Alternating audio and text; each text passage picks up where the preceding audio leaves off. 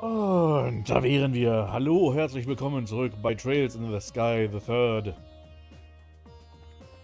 Beim letzten Mal haben wir noch unsere Charaktere hier bekommen. Wenn ich mich recht entsinne, mit Richard und Ren. Wie klein Ren eigentlich ist hier. Mal schön in der Reihe stellen, wie klein sie ist. Und ich habe gesagt, dass wir uns um die ganzen Türen jetzt einfach mal kümmern, um die ganzen Memory Doors, die wir freigeschalten haben, die ich jetzt eigentlich die ganze Zeit links liegen gelassen habe, größtenteils. Weil ich einfach mit der Hauptstory weitermachen wollte. Allerdings jetzt wird es doch langsam mal Zeit, dass wir uns um das ganze Ding kümmern. Allerdings werde ich noch ganz fix was anderes machen. Weil ich habe von etwas gehört, was wir noch machen können mit Ren, jetzt wo wir sie haben. Und ich weiß gar nicht, wo ich dann hin muss. Ich glaube, ich muss hier zurück. Und zwar an die Stelle, wo wir Ren gefunden haben. Ist ja auch noch ihr Roboter. Pater Marta.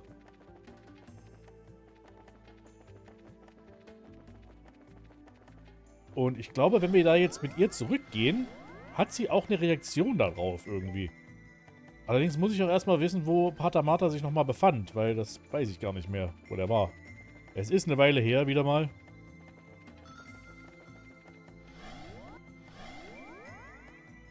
Also, seht's mir nach. Oder auch nicht. Was soll's.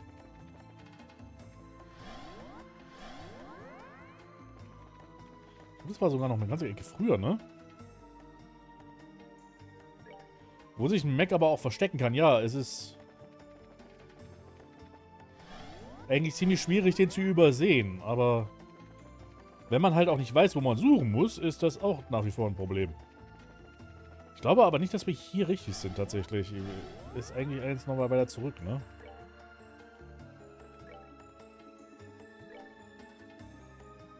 Luminous Midpoint vielleicht?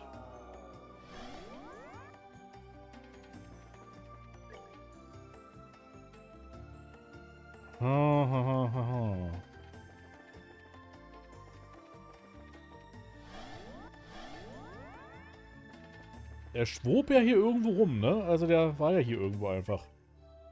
Wo das nochmal war?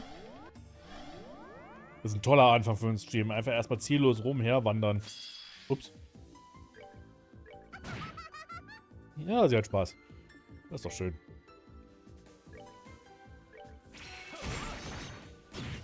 Aua.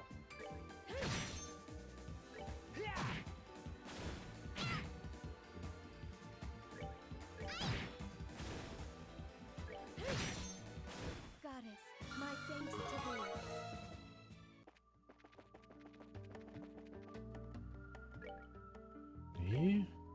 Alter, wo war das nochmal? Okay, ich gehe mal zu den Luminous Entrance.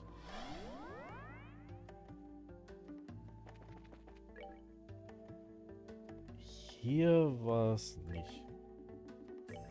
Umbral Midpoint.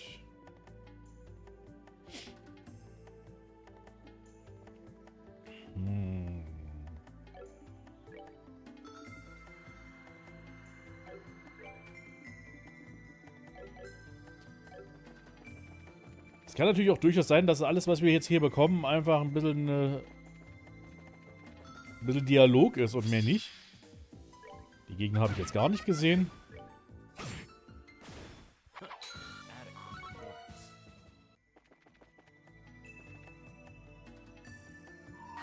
Hier ist es ein Stardoor. First Overcomer Trial, das ist was anderes, was ich jetzt erstmal nicht machen will. Nee. Oh, wo war denn nochmal Rens?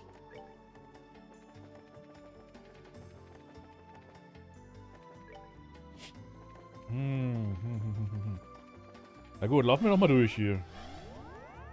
Aber es war hier, oder?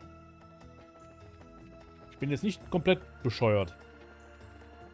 Dass jetzt ich in den falschen Dungeon mich sogar vielleicht befinde. Aber das ist nicht der Fall, glaube ich. Ren ist ja der letzte Charakter, den wir kriegen. Und das hier ist der letzte Dungeon, den wir hatten bisher. Hier unten ist er nicht. Gehen wir einfach mal wieder jede Seite ab. Was soll's. Das hätte ich vorher machen können. Ich muss gestehen, ich weiß es nicht mehr. Der Dungeon sah mir sehr samey aus. Die sehen alle samey aus.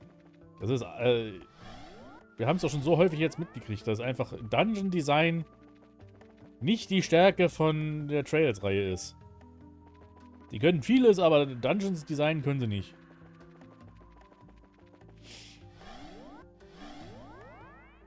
Das ist bis heute noch der Fall. Also ich bin jetzt, es kam ja gerade Trails Through Daybreak 2 raus. Ich habe noch ein bisschen was gespielt davon, aber auch da sind schon die ersten Dungeons jetzt nicht unbedingt das Interessanteste. Kann natürlich sein, dass sich das ändert, aber...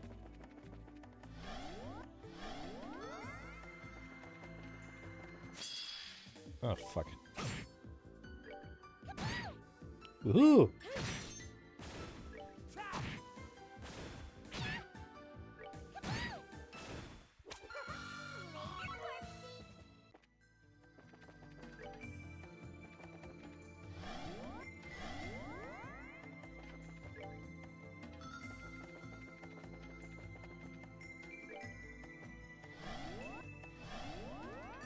Hier in dem dunklen Bereich ist es, glaube ich, eher gewesen.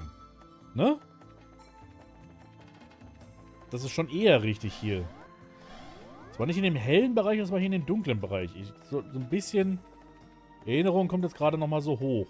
So ein bisschen.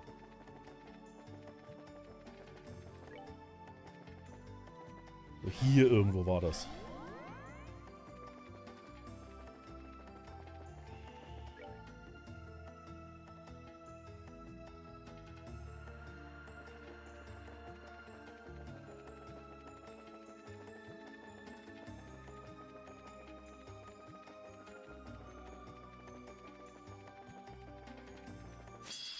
Wow. Ja.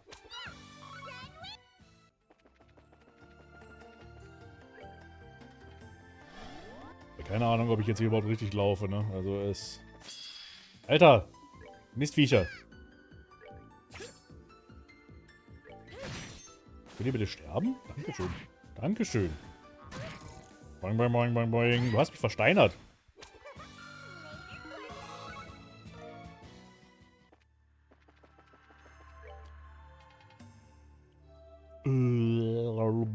Also habe Höhle.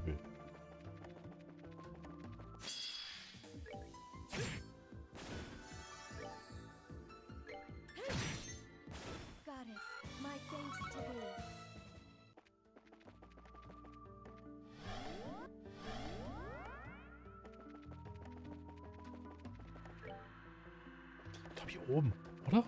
Haha! Ren? Ren? Ren? Ren, bitte sag etwas. Renne! Bin ich jetzt hierher gelatscht, nur damit nichts passiert? Ihr leck, ey. Pff. Leck mich doch fett. Okay, dann eben scheiß ich drauf. Ich dachte, da würde irgendwas kommen. Zumindest habe ich davon was gehört, aber anscheinend nicht. Sage ich falsch, habe ich irgendwelchen Mist gehört. Okay. Dann machen wir was anderes. Also. Sieht danach aus, dass du hier gelatscht bist, ohne dass was passiert. Ja, wer weiß. Vielleicht habe ich irgendwas auch einfach verpasst. Es kann natürlich auch sein, dass ich dann irgendwie den Moment verpasst habe oder so. Das ist definitiv möglich. Okay, was machen wir? Welche Doors nehmen wir? Die Moon Doors sind tatsächlich so eine Sache, wie gesagt, weil die ja wirklich lange dauern. Das Moon Door 1 können wir tatsächlich noch ein zweites Mal machen. Glaube ich, weil wir Agate dabei haben. Da können wir nochmal rein. Bring to me the dancer with the silver locks. Das ist Sherazad. Also die... Das ist auch wieder so ein langes Ding. Bring to me the darling with pure white radiance and proof of her scholarship. Das können wir machen. Das ist mit Chloe. Und wir haben ja ihre Annahmeunterlagen oder so weiter für die Schule da. Haben wir bekommen. Bring to me the girl who shines like the sun and may the boy who cherishes that light be by her side. Das sind Estelle und Joshua. Also wir können diese ganzen Moon Doors tatsächlich schon machen. Aber ich will erstmal was Kürzeres machen. Es ist jetzt vielleicht ein bisschen out of order, aber das hat seinen Grund, weil einfach ich von der Belohnung weiß, die wir bekommen. Und die Belohnung will ich jetzt einfach erstmal schon mal haben. Bring to me the playful minstrel and his closest ally against the beast they seek to overcome. Das ist... Ja, wo macht man es hier? Das sind Olivier und Müller. Wo ist er? Da ist er. Die wollen wir in der Truppe. Weil das wird jetzt auch was sehr Interessantes, glaube ich. Was auch mal richtig schön viel Lore hintergrundmäßig gibt. Bring to me the playful minstrel and his closest ally against the beast they seek to overcome. Only then shall the door open. Open the door! The door is opened.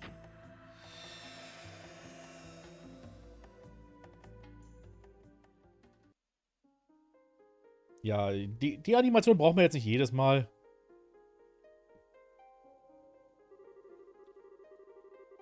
I shall grant you a memory fragment and my blessing.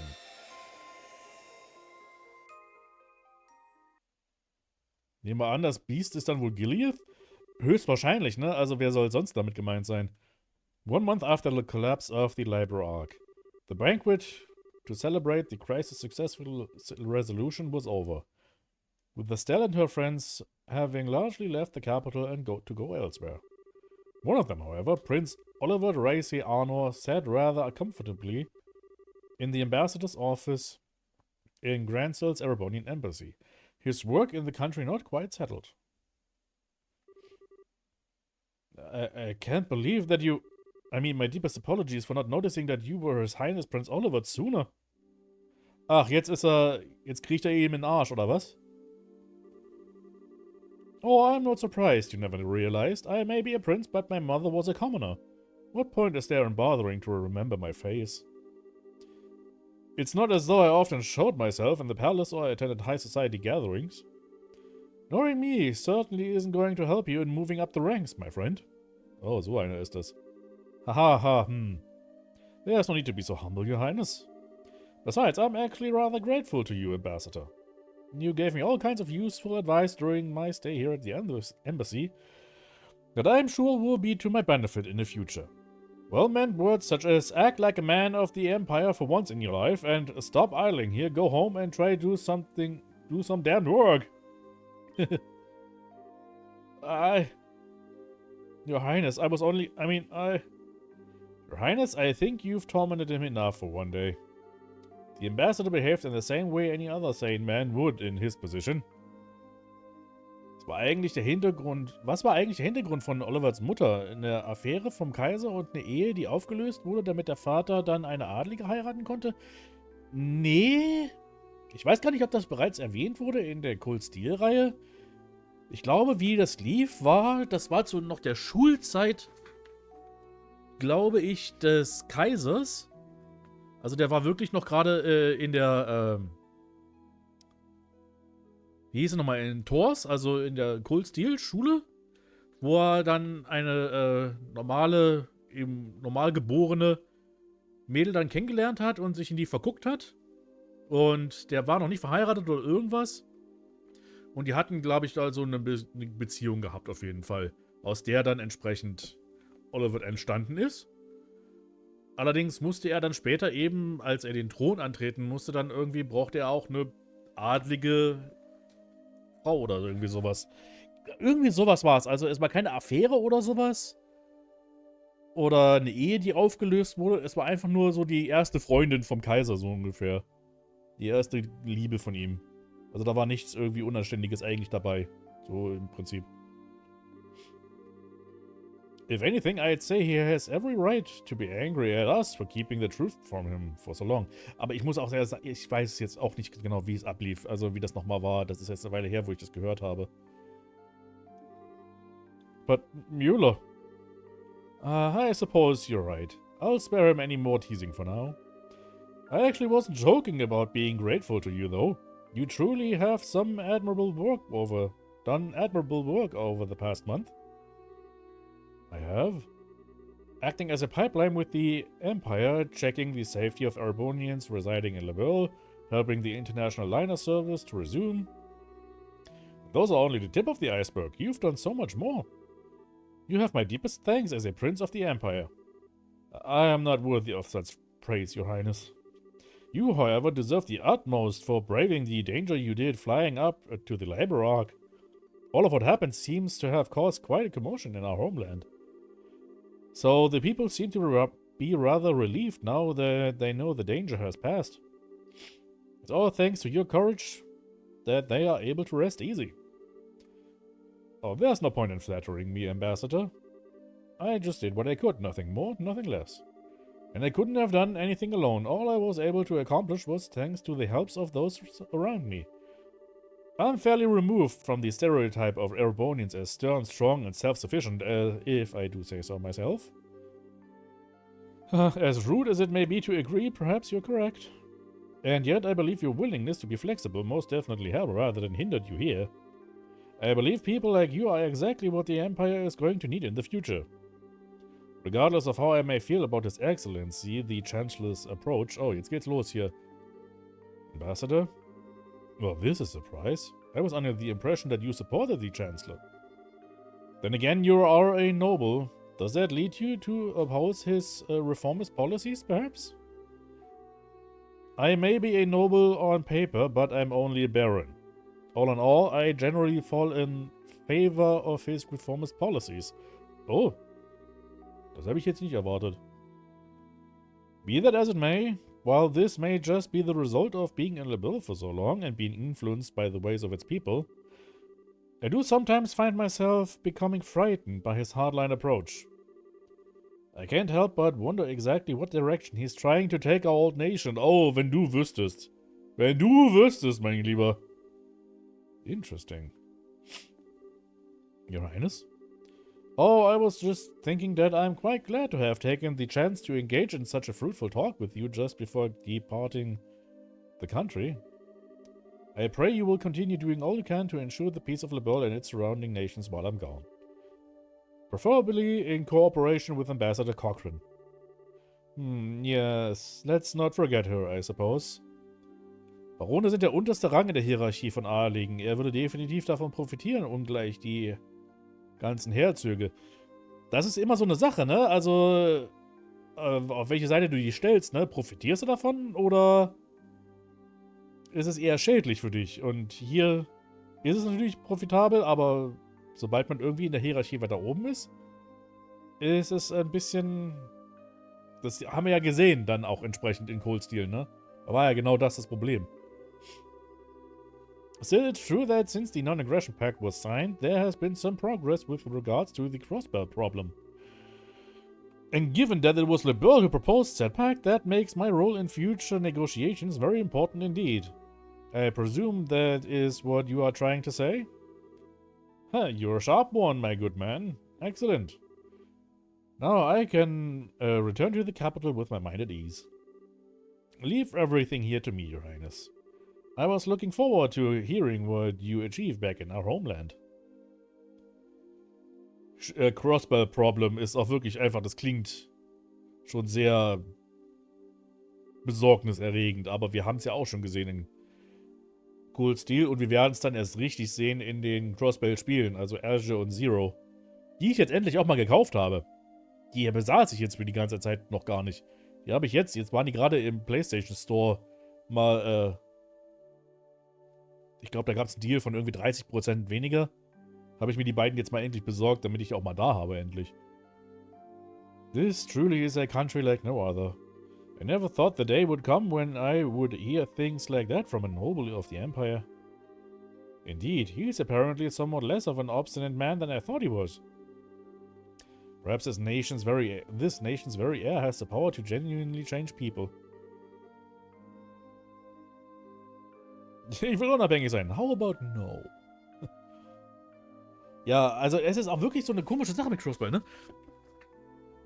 Beide, Erebonia und Carvard, wollen irgendwie Besitz von Crossbell ergreifen, aber kein Land davon hat irgendwie irgendeiner Art und Weise Recht darauf, ne? Also das ist so ein kompletter Bullshit, dass sie sagen, ja, wir wollen das Land haben, aber nein, wir wollen das Land haben. Nein, ich habe das Recht dazu. Nein, ich habe das Recht dazu. Nee, Bitch, ihr habt weder noch habt ein Recht darauf. Lasst Crossbell in Ruhe. Also es ist so wie reale Politik halt, ne? It seems to have an effect on you too. I feel like I'm seeing a lot more smiles from you these days than I used to. I'm loath to admit it, but they may well be true. Der hat ein paar Dates mit Julia gehabt wahrscheinlich. I still find myself wishing that you would learn from Liberlian's dignity and sense of restraint, however. Two qualities you don't particularly possess in any measure. In fact, you have far too much of their opposites. You say that, but these qualities are the only weapon that I have. I don't have much that will allow me to compete against the Chancellor. I need to use what little happens to be tucked in my corner as best as I can. Ja, genau, mit Kaschmir, Indien und China, also ist alles scheiße. Internationale Politik und Politik in generell ist. Bah. Have there been any changes to our plans? None. We should be able to proceed as arranged. 3 days ago, the Chancellor left the capital on a tour of Eastern Erebonia. Tomorrow, you will be returning there aboard the Arcee while he's still out in the east. All those who need to be made aware of our return have been given proper notice. Your arrival in Erebonia will make a real impact. Of that I am certain. What potential obstructions to the plan are there at present? Nothing major. There have been some movements in the Intelligence Division's 4th subdivision, but not much. There's a chance that everyone is being cautious because the Arcee is involved. But I'd put rather greater odds on the idea that everyone is just treating this as a pompous performance by you and not taking it seriously. Well, they'd be right to. It is. I have no choice but to start here, even if this means I have to use LeBeau. And if I'm going to put on a show, why not put on the finest one the skies has ever seen? I suppose I can't argue that. Wovon zur Hölle reden die? I am sorry to trouble you at this late hour, Your Highness. A message has arrived for you from Heimdall. What would you have me do? Really? Alright, come in. Pardon me. Hallo? Well, if it isn't Lecter. Den kennen wir auch schon, nicht wahr? I was wondering where you'd been. I haven't seen you all day. Wow, sieht anders aus. I've been exceptionally busy with work since this morning, I'm afraid. I'd hoped to be able to come to see you earlier since you will be leaving tomorrow. I'm terribly sorry for not being able to. Oh, never mind that. If that work of yours is done now, we three could always enjoy some sensual quality time together for the remainder of the night. So what was the message from the capital, Secretary? They've acknowledged receipt of His Highness's message. However, they didn't anticipate that you may be able to arrive all the way from Grandside in less than half a day. As such, they're currently in a minor panic trying to ensure everything's ready for the ceremony tomorrow. That doesn't come as a surprise. There's nothing like the Arcee when it comes to speed at home. How cruel you both are. So deftly ignoring my proposal. Du hast ihn gerade gesagt, er hätte so Bock auf einen Dreier mit den beiden hätte. Ich würde das auch ignorieren. Although it sounds as though the stage will be set in time. Now I need to decide on an outfit that will leave everyone's jaw on the floor to sweeten my arrival. Perhaps a glistening coat and white loincloth will do the trick.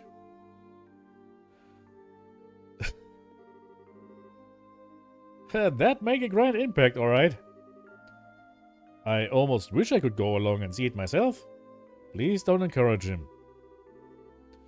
You show remarkable promise for someone so young. What do you say to coming back on the Arcee with me? I'd welcome your company.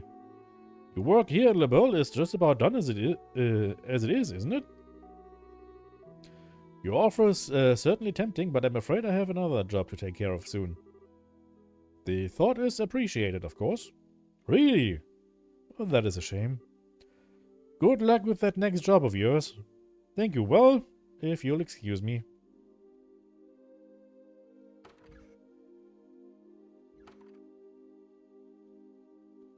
glaube, Lecters Spitzname bei den Iron-Blooded Orphans war die rote Vogelscheuche. Iron-Blooded Orphans, ist Gundam. Das ist nicht Trails. Du meinst die Iron-Bloods einfach. Nicht die Iron-Blooded Orphans. So that is second Secretary Lecter Arundel? Is it safe to assume he's one of the chancellors? Yeah, almost definitely, yes. He came through Hakengate on foot and took up his new position at the embassy a month ago. And right around the same time we headed to the Libor Arc about the RSA at that. There's no way that could possibly be coincidence. No, it couldn't. The most likely possibility seems to be that he's part of the intelligence division. Are you sure not doing anything regarding him all this time was a good idea? Oh, absolutely. We needed some way to find out what the Chancellor was up to, after all. We'll probably get some kind of reaction from the Chancellor through his reports at some point. Probably in 2 weeks when the Chancellor's tour has finished. You'd planned that far ahead all along, had you? Well, in that case, I'll be sure that we're ready. I'll be counting on you, love. Please don't call me that. Oh, something the matter? Not really, it's just that the moon has come out. And what a beautiful moon it is. Oh ja, also die so schön verpixelt. Oh, da kannst du ja wirklich die Pixel am Rand zählen. Geil. It's strange to think that this will be the last time we'll see the moon from here. Truth be told, I'm going to miss it. Well, it looks like putting a smile on your face a little more often isn't the only thing Lebeau's done for you. It's opened up your eyes to life's natural beauty as well. But in all seriousness, we'll just have to do all we can to be able to come back and see it again one day. While we're both still alive. Indeed.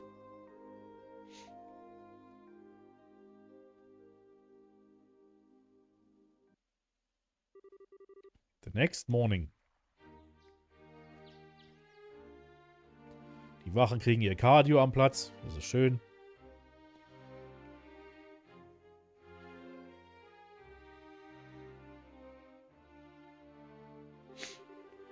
Your Majesty, Your Highness.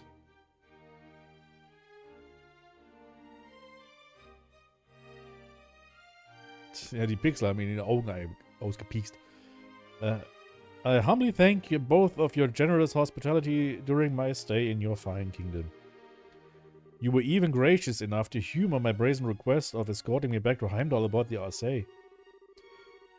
This debt I owe you will be repaid many times over in the future. Rest assured of that. Haha!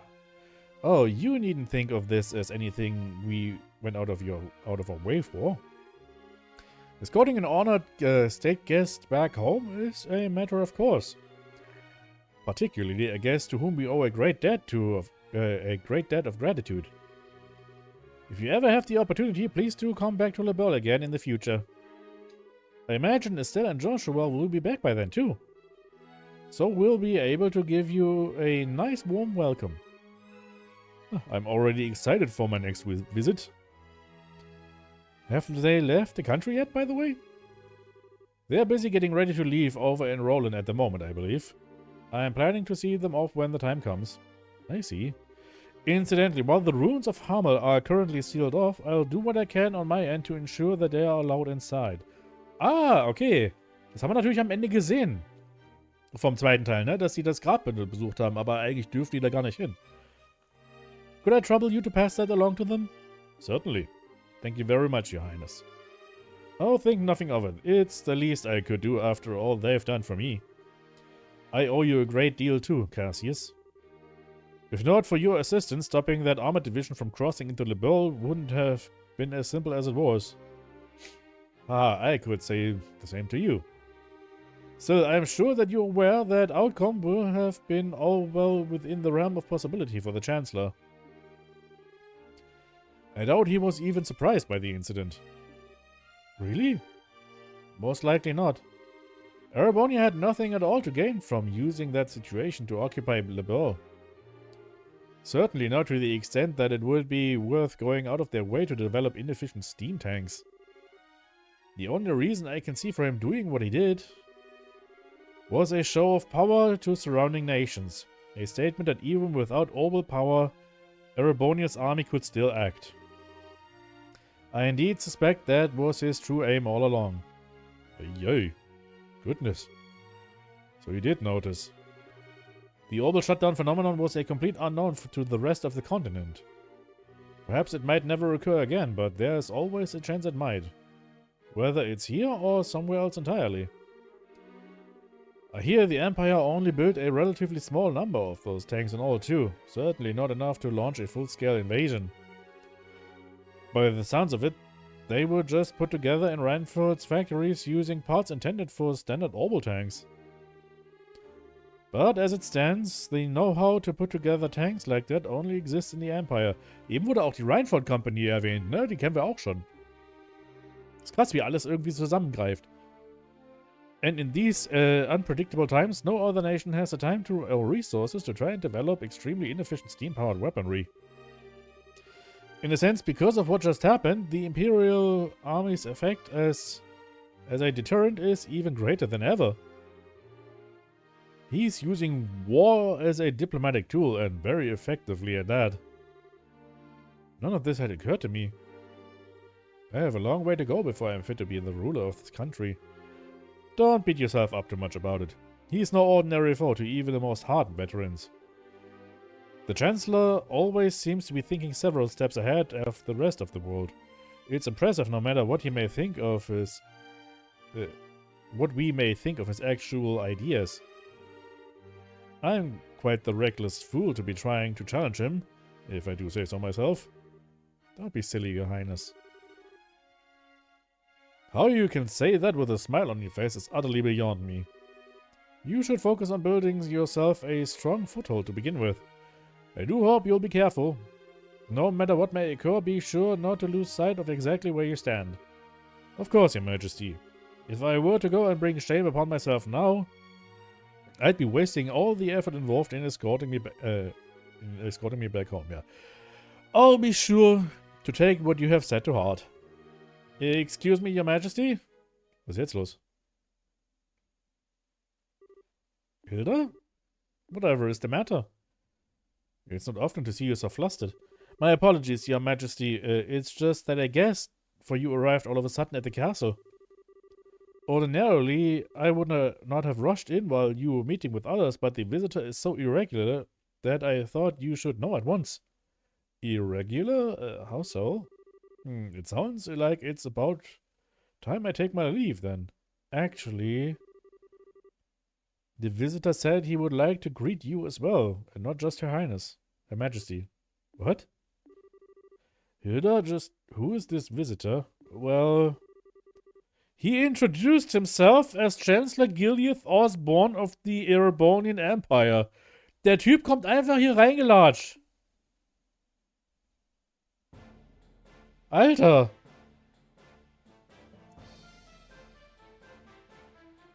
Das ist das erste Mal, dass wir ihn eigentlich in der Reihe sehen, ne? Also, aus Cold Steel kennen wir ihn ja natürlich schon, aber das ist jetzt das erste Mal, dass wir in der Reihe eigentlich von der Timeline her ihn jemals sehen. It's an honor to be granted a personal audience. I am Gileath Osborne, representative of the Imperial Government. My apologies for the abrupt intrusion. So you are Chancellor Osborne. And it's a pleasure to see you again as well, Your Highness. It's been a year since we last met, has it not? I hope these passing months have seen you well. Yes, a year sounds about right. Still, while I hope you'll forgive me for asking, just what did prompt someone of your stature to appear at the castle without warning? I very much like to hear your side of the story. My apologies, Your Highness. You see, these past few days I've been touring Eastern Erebonia on routine inspections. It's been going very smoothly, more so than I had initially anticipated. I had enough free time on my schedule to pay a cordial visit. Oh my, is that so? Naturally, I would have preferred to come here while the crisis was still unfolding like you yourself did, Your Highness. Unfortunately, the confusion in southern Arabonia was simply too pressing a matter, and I had no choice but to deal with that first. This was the first chance that presented itself to come here and meet directly with Her Majesty, so I acted with the utmost expediency. I hope you'll forgive my lack of proper decorum in failing to give advance notice of my arrival. That does make sense, at least. Regardless, please don't concern yourself with me. No doubt you wish to offer your greetings to Her Majesty. My thanks, Your Highness.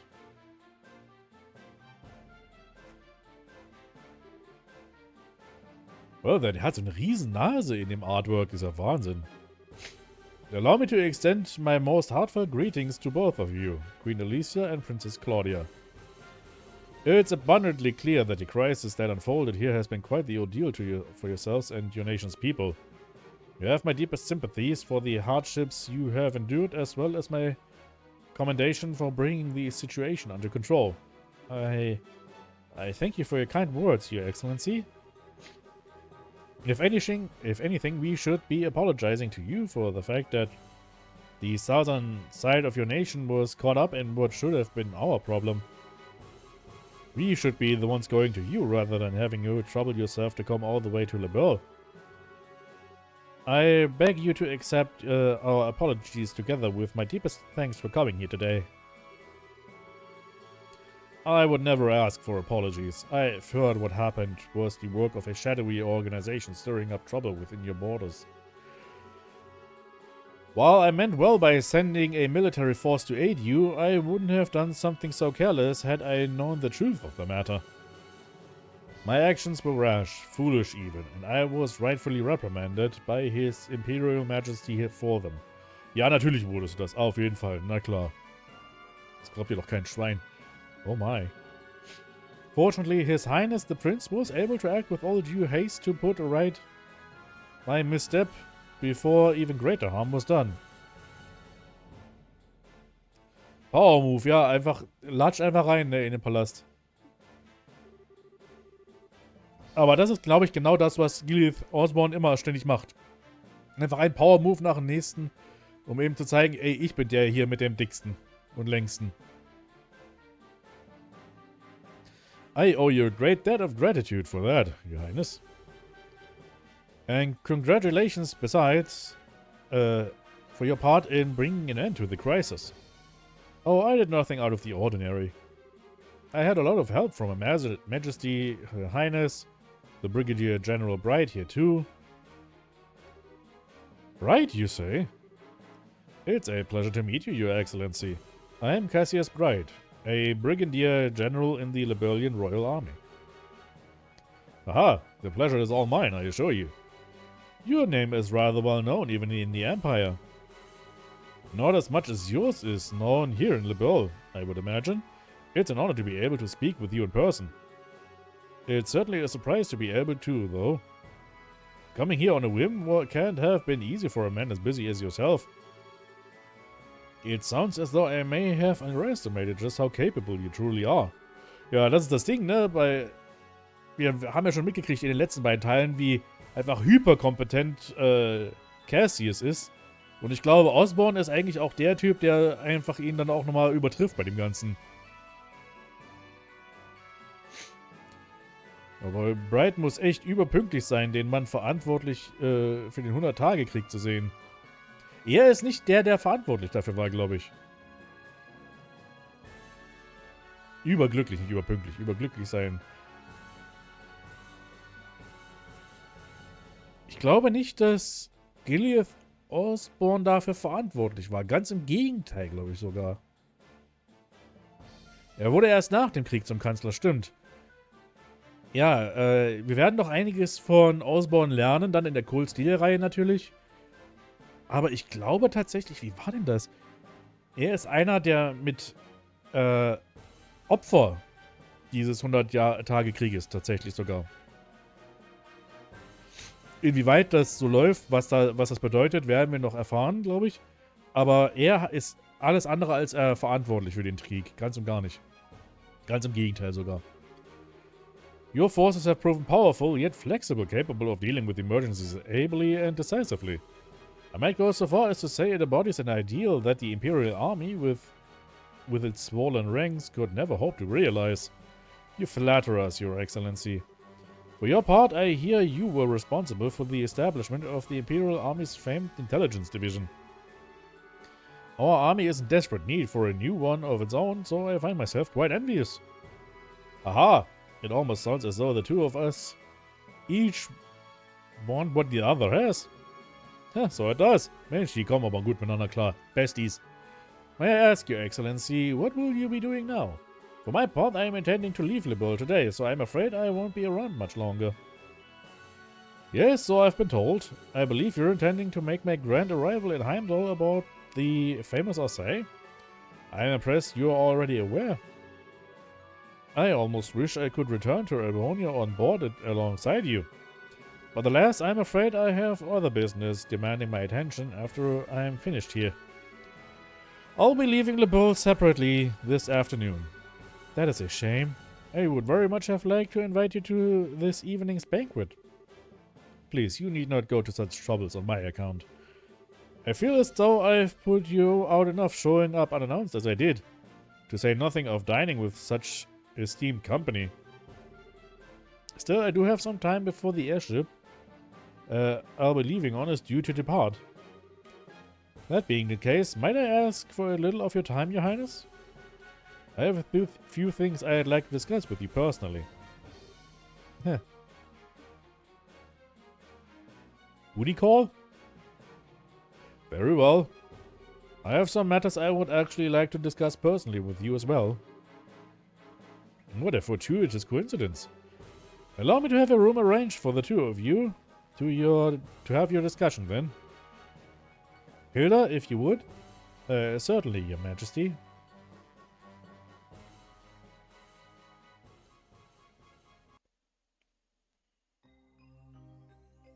Okay, was läuft jetzt hier ab?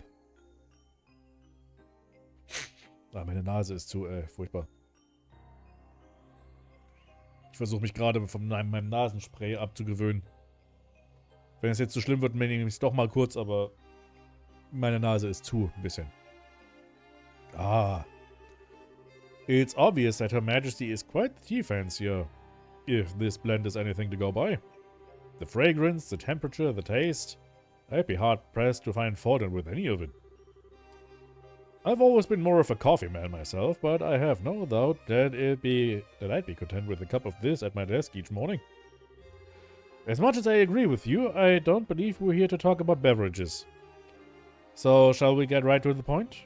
What did you want to discuss with me? Haha. I see your sojourn in Le Bowl has proven most fruitful. Pardon? When we last spoke, you struck me as a bright, flexible young man. And no doubt you still are, but now I see in you a resilient inner strength guarding those aspects. I'm sure His Majesty will be most delighted with your personal development. Schlaf ist für die Schwachen, ja. Entschuldigung, ich muss jetzt doch mal wirklich das mit dem Nasenspray machen, das ist ja furchtbar.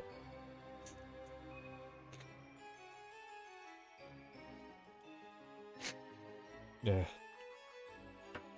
Aber also wirklich, wenn man hier nicht atmen kann. Meanwhile, I see you're the same fearless man I've always known you to be. More so, even. That crushing aura about you seems to have only grown with time.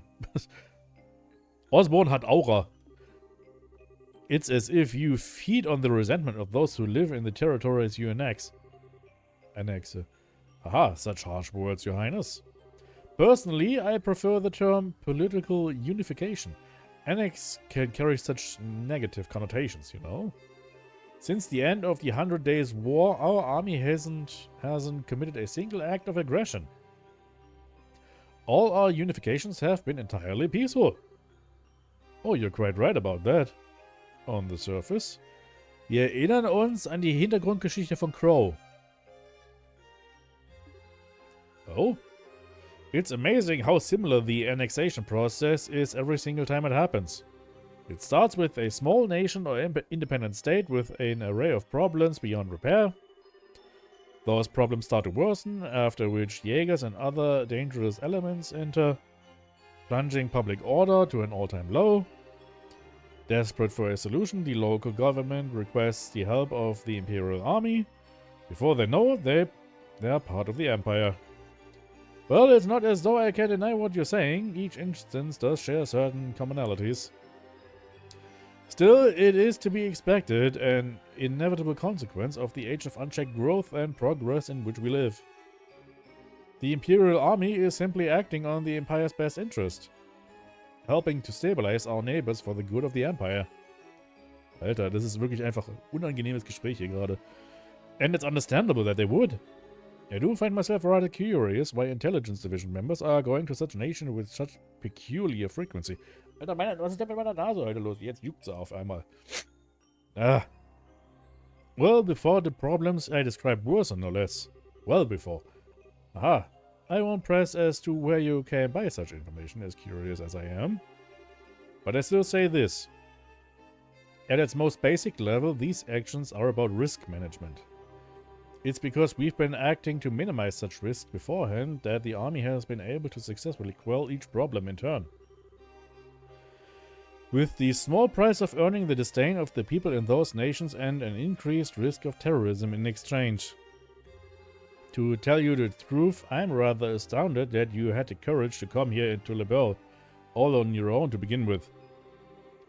After all, you've made yourself the biggest target for terrorists in all of Arabonia. Your concern is touching, Your Highness. I would ask that you not trouble yourself with my safety. I employ some very skilled subordinates, tasked primarily with eliminating the risk of terrorist attacks against me. Really now? That Lecter is one of these, I assume? A rather peculiar fellow, isn't he? But a very useful one all the same. Working up the scheduling for this trip and taking all the necessary precautions to ward off terrorist threats were both his doing. And thanks to his commendable efforts, I can depart for Crossbell free from worries as soon as I've finished my business here. Crossbell? Are you surprised? I'll be participating in a top-secret discussion with a representative of the Crossbell government. Oh my. Recently, a large amount of funding has been flowing into the country through Republican channels, putting our allies on the defensive. I'd always meant to visit at some point, and this seemed the perfect opportunity. Are you out of your mind? Crossbell is full of enemies and different factions at each other's throats. I hear it's even a hotbed for terrorists and criminal organizations because of its position as a buffer state. Does that really sound like a place the Erebonian Chancellor should be going even in an unofficial visit? I'm surprised to hear you advocating caution in the face of potential danger, Your Highness. Stimmt eigentlich. Er hat jetzt auch nicht wirklich groß auf die Risiken geachtet, als er hier in Le Beurre unterwegs war, ne? After all, it was you who flew into an ancient city at great risk to your own safety and returned unharmed after surveying it. Und wir wissen natürlich sowieso, Osborn kann nicht sterben. Das haben wir in Cold Steel 1 schon gesehen. Den kannst du erschießen, wie du willst, der kommt aber wieder. Compared to such rousing risk-taking, my visit to Crossbell will be child's play. As I'm sure you're aware, you're regarded as something of a hero back in Erebonia now. To see a hero make a grand return befitting his newly minted legend, and aboard the famous Arcane, no less. Naturally, our hero has also taken the time to ensure that every well-known newspaper and magazine are aware of his homecoming too. Oh, I have no doubts that your triumphant arrival will be every bit as glorious as it has played out in your imaginings, Your Highness. Do be sure to capitalize on this chance as best you can to build yourself a firm foothold. I expect great things from you, after all. Ach du meine Güte, der hat einfach... Meine Güte. Diese gesamte Unterhaltung, da hat er einfach... Osborn komplett einfach die Zügel in der Hand, ne? Du hast gemerkt, der war einfach jetzt komplett... Der ist zu viel für Oliver. Also das ist ja wirklich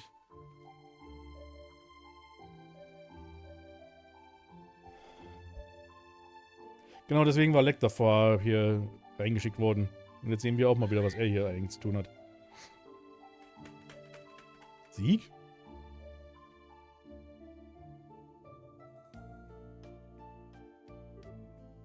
Scree. Hey, hey, buddy. You haven't changed a bit, huh? Scree, scree, scree. Scree, scree, scree, scree, scree, scree, scree. Really, sounds like a ton's happened, huh? But it's nice to see and you and your master are doing alright. Scree. Die kennen sich? Lecter?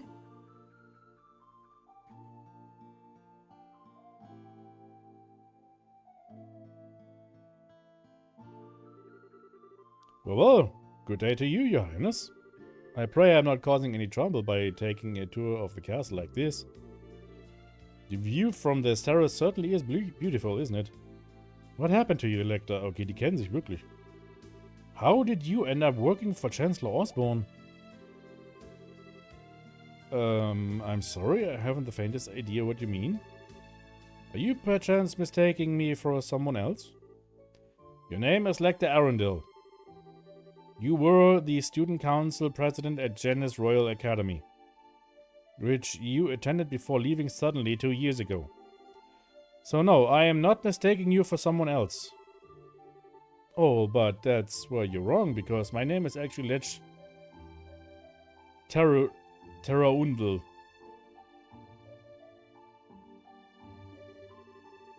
Ja, nee, ist klar. I can certainly see how our names could become mixed up, however. They are scarily close. Still, now you know, please just call me Lech. Ja, das passt zu dir. Don't try and joke around with me, Lecter. Do you have any idea how worried all of us were when you just disappeared without a word? You submitted your notice to leave the academy and then were never seen again. Even the otherwise calm Leo let out a cry of anger when he found out. And all Lucy could do was give a sad smile and say, "This is just like him," the whole time with tears in her eyes. Jill and Hans were heartbroken, and so was I.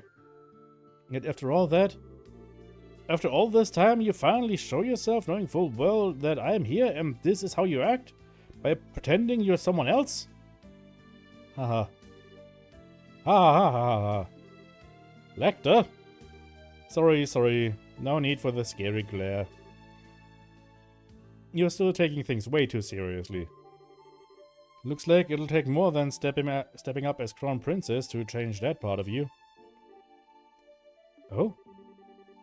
But you know, seeing you makes me feel kinda relieved. I always figured if someone like you became Crown Princess, you'd have virtually no freedom to do anything other than work. But from all that's reached my ears, it sounds like you're actually doing alright for yourself. And you even made some great new friends after I left the academy, didn't you? Nice. I sure did. Nonetheless, it's thanks to you that I was able to change it all. You were the one who gave me the first push in the right direction. I never got the chance to thank you properly after you left. But all this time, I've always been grateful to you. Well, consider me honored. Do I get a kiss in return? You do not. I may feel respect towards you, but nothing romantic. Oh, that's a bummer. There was me all taken in by how pretty you'd become, wondering if this could be the start of something downright magical. And what happened instead? My dreams of romance and sweet smooches are crushed to nothing before they can even begin. I know you don't mean a word of that, you know. You're looking very sharp yourself, though. It's surprising to see. Was wirklich surprising to see ist für mich, ist, dass ihr euch kennt. Also damit hätte ich nicht gerechnet. Every time I've seen you before today, it was in a heavily frayed uniform worn in the most sloppy way imaginable. I think you'll find I was merely making a fashion statement. That wasn't laziness or slobbishness. Every part of it was carefully calculated and considered to have maximum effect. The scary thing is, I actually believe you. You always seemed as if you cared for nothing but having fun and causing trouble. Yet when it came down to it, you were wise beyond your years. And I've finally seen part of the reason behind that today. I'll ask you again, Lecter. How did you end up working for Chancellor Osborne like this? Just what happened to you between you submitting your notice to leave the Academy and now? Ich habe das Gefühl, das ging schon vorher los. Ich meine, der muss ja auch einen Grund gehabt haben, dann einfach bei der Academy dann irgendwann aufgehört zu haben, ne? Und natürlich erfahren wir nichts davon. Danke. Do you now? I have to admit, I never imagined that would be the case. On the contrary, I was expecting you to tell me to back off. Oh, Adios forbid. What reason would I have to suggest such a thing? After all, at the end of the day, our positions are functionally the same. I'm not sure I understand. Do you not think so? Personally, I find it difficult to believe that you would not harbor some hatred towards Erebonia as it is today. A grand empire clinging to the glories of a bygone era, ruled by the nobility and shackled by meaningless conventions. Am I wrong? People call me the Blood and Iron Chancellor as though I hold the whole of Erebonia in the palm of my hand. But in reality, my position is far more tenuous. I have supporters and allies in the capital, certainly. But outside of its walls, the nobility holds far more sway than any of them. And while it is true I hold a great amount of power in the form of the Imperial Army, even then I only truly command around 70% of it. The remainder is loyal to the nobility, who also maintain their own private armies. With those factors in, my advantage shrinks substantially. So you see, I am still very much in the midst of a battle to truly exert control. Which is why you're building railways all over the country to expand your area of influence. Auch wieder ganz großes Thema in Cold Steel. And you've been annexing new territory to that same end. As I've long thought, you clearly understand me better than anyone else. That is why I'll say this once again. Work with me, Your Highness. With your support, our nation will be able to bring about real reform faster than ever. The noble faction, bloated with its centuries of decadence, can be stopped before they even have the chance to unify against us. Surely that's what you desire more than anything. Let me just ask a simple question, Chancellor. What connection do you have with Ouroboros? I'm afraid I'm not quite sure what you're asking. I will say this, however. I am a firm believer in using every resource at my disposal in the name of achieving reform. That's the way I believe in handling politics. Okay, also hat auch schon mit Ouroboros zu diesem Zeitpunkt zusammengearbeitet, vielleicht potenziell.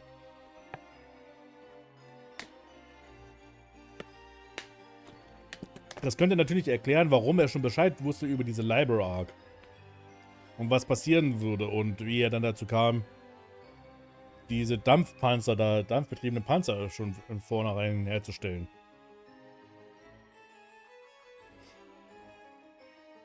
I see. Well, it certainly does seem as though we would see eye to eye in many ways. And that's all the more reason I am afraid I must refuse your offer. Is that so? Yes, I find it difficult to like the rotten noble faction that exists in the Empire. Or perhaps you're right that hate is the more appropriate word. Ich mache mir gerade große Sorgen um seine Mutter. Was mit ihr passiert ist.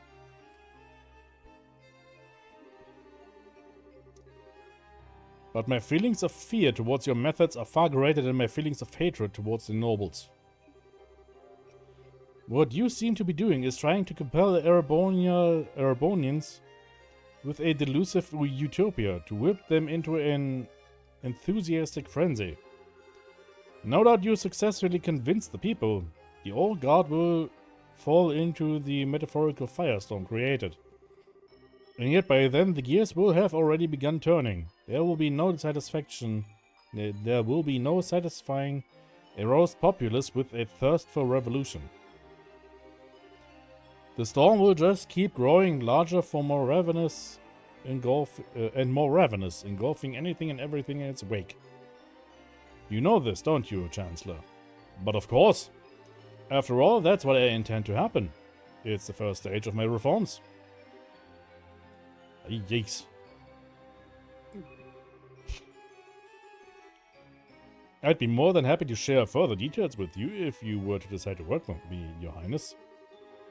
In the meantime, I wish you well in strengthening your foothold back in the Empire.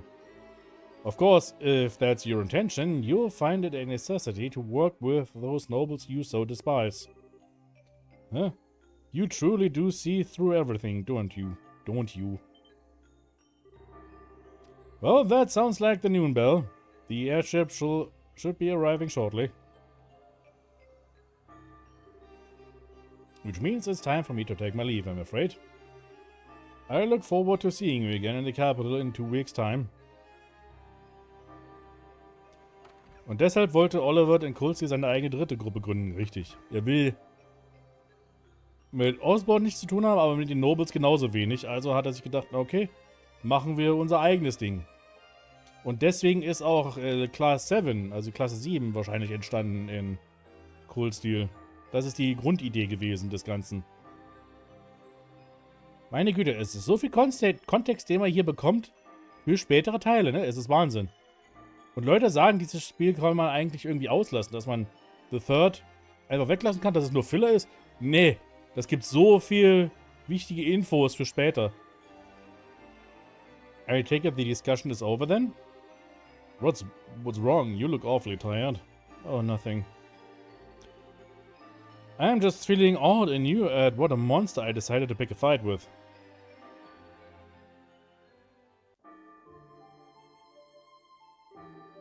Oopsie, I think it's probably about time for the airship to arrive. I'm gonna have to stop you there and get going. What? See you, Zeke. Next time I see you, I'll bring you some Erebonian salami as a souvenir, okay? Sweet. Wait. Are you planning to just disappear without telling me anything a second time?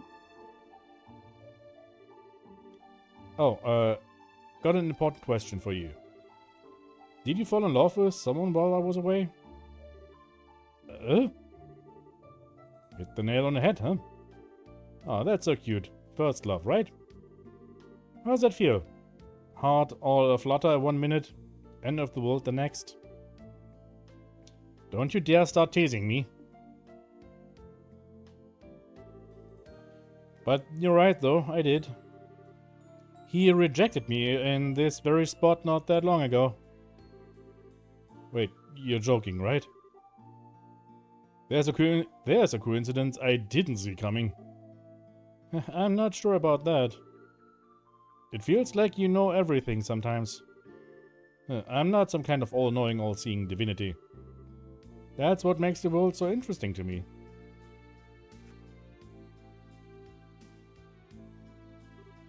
Oh? I'm happy for you, Chloe. Knowing the pain of loss love's what makes a girl blossom, in my humble opinion. Okay. Do you feel like the whole experience let you get a step closer to the person you want to be? Well, what about you? Do you feel you're getting closer to becoming the person that you want to be? By being at the Chancellor's side? Kinda hard to do that when I don't have a person I want to be to begin with. I'm just sticking with him because it feels like it'll be fun, that's all. Das ist ja mal so eine üble Lüge. I've been doing it since before I joined the academy, in fact. You have?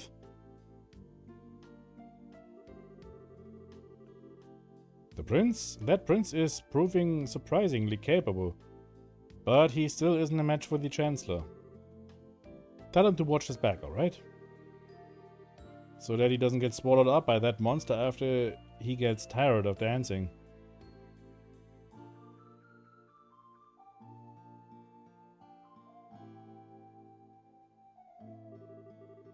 Goodbye, Elector. Ja, was die Story von Lecter eigentlich noch ist, ne, ist auch so eine Frage.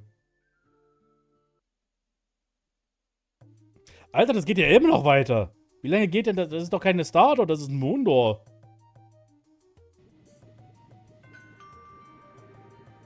Thank you all for waiting. The Calabria International Airliner bound for the Principality of Remiferia will be departing momentarily. Please mind your footing when boarding.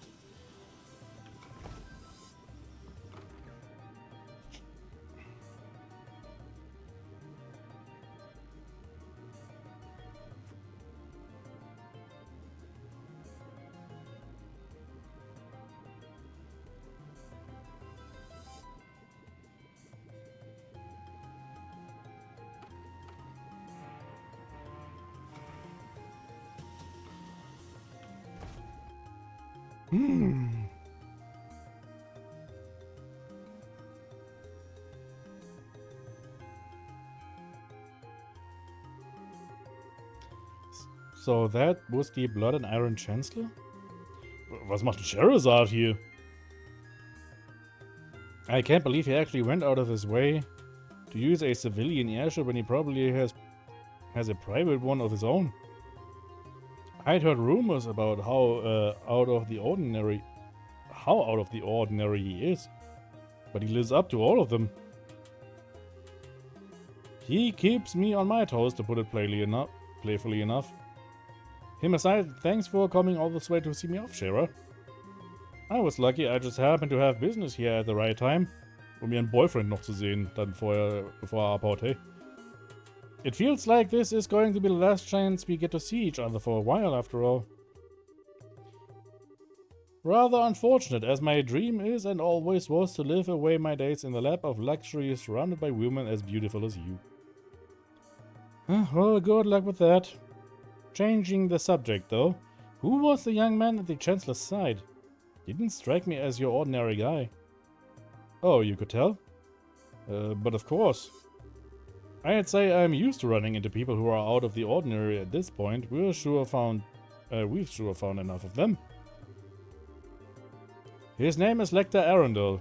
He is a secretary who was sent here by the Imperial government. Apparently, he was the one who planned out all the details of the Chancellor's visit to Liberl. I can't pretend to know much regarding his background, but he's exceptionally skilled at what he does. Actually, I know a little. What? Oh? Is that true? Yes. Claudia explained that Lecter once attended the same academy as her and had served as its student council president. Und ich habe das Gefühl, wenn ich jetzt mal so drüber nachdenke, dass in der Moondoor, wo es um Claudia, wie auch immer, wir bleiben bei Chloe einfach, wo es um Chloe geht, dass da Lecter auch auftauchen wird, oder? Weil ich könnte mir vorstellen, dass wir natürlich dann erfahren, ja okay, das ist die Geschichte mit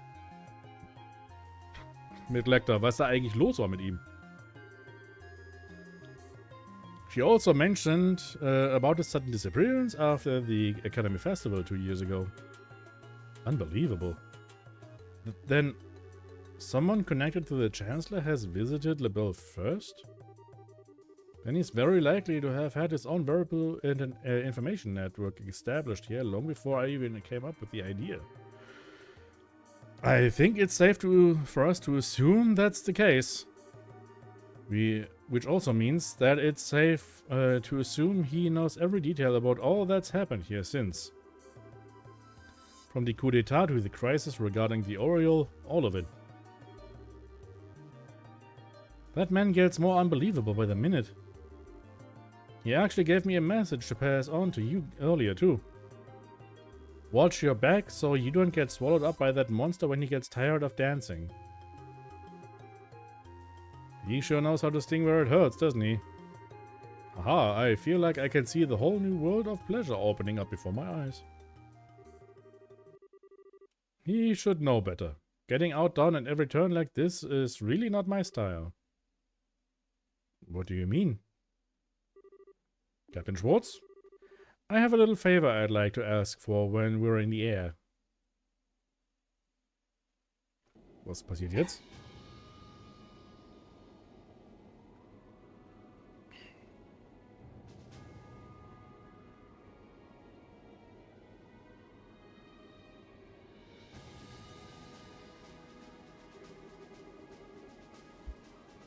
Aha, I'm rather impressed with how Prince Oliver has come along. No matter how he chooses to act from here on, he will have his uses, to be certain. You would say that, given that you think of everyone as your pawns. There's me, the prince, that society. Indeed, and I am much the same. We are but pawns on the vast game board that is the Empire, where a thrill like no other will take place. But it's because you too wish to see how that game plays out that you've chosen to stand with me, is it not? Well, hey, what can I say? Just don't forget that this piece right here might be... this piece right here might not be loyal forever. And such a betrayal would be perfectly fine by me. The fuck? Or did you honestly think I'd never consider the possibility it may happen? Just thought I'd come out and say it. How are the other Ironbloods doing, by the way? They're all doing very well by the sound of it. Die anderen beiden kennen wir auch, ne? Claire und Million. At the rate things are going, there's a chance all of the prince's efforts will be for naught. Perhaps I ought to hold back on him a little. You sure don't pull any punches, do you?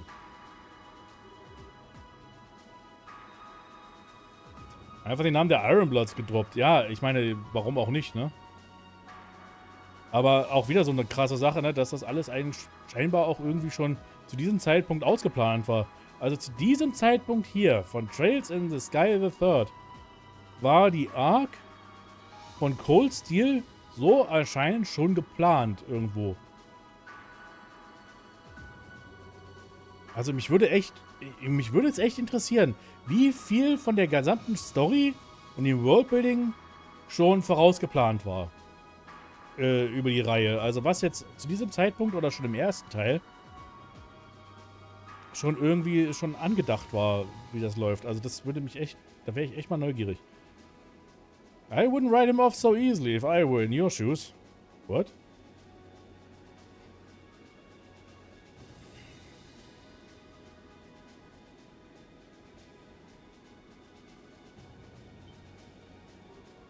What? Hello. Hm. Whoa.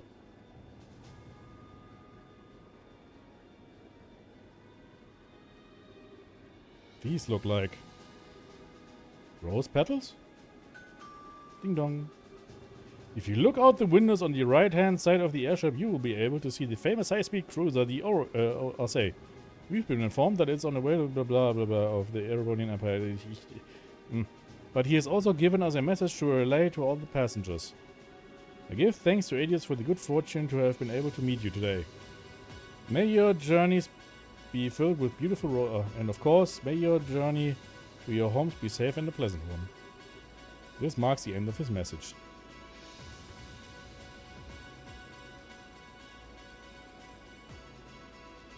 Ich hatte jetzt Probleme, das zu lesen, einfach weil ich wusste, dass ich nicht einfach selber weiterklicken konnte. Das war jetzt ein zeitlich begrenzter Text. Und da kriege ich Panik bei sowas.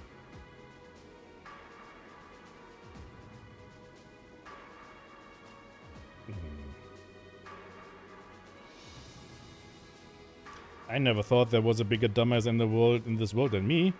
And yet, here we are. Ha ha ha. Ha ha ha ha ha ha ha ha. Very well, debaucherous prince. I look forward to seeing what you can do. See me show off, yeah. Show me how long you can hold out against me. Ja, ich glaube, das war gerade eine Kriegserklärung. Habe ich so das Gefühl. Zwischen ihm und Osborn. Meine Fresse! Divine Eye? War es das, was ich bekommen? Ja, okay, vielleicht, ja, doch. Hui!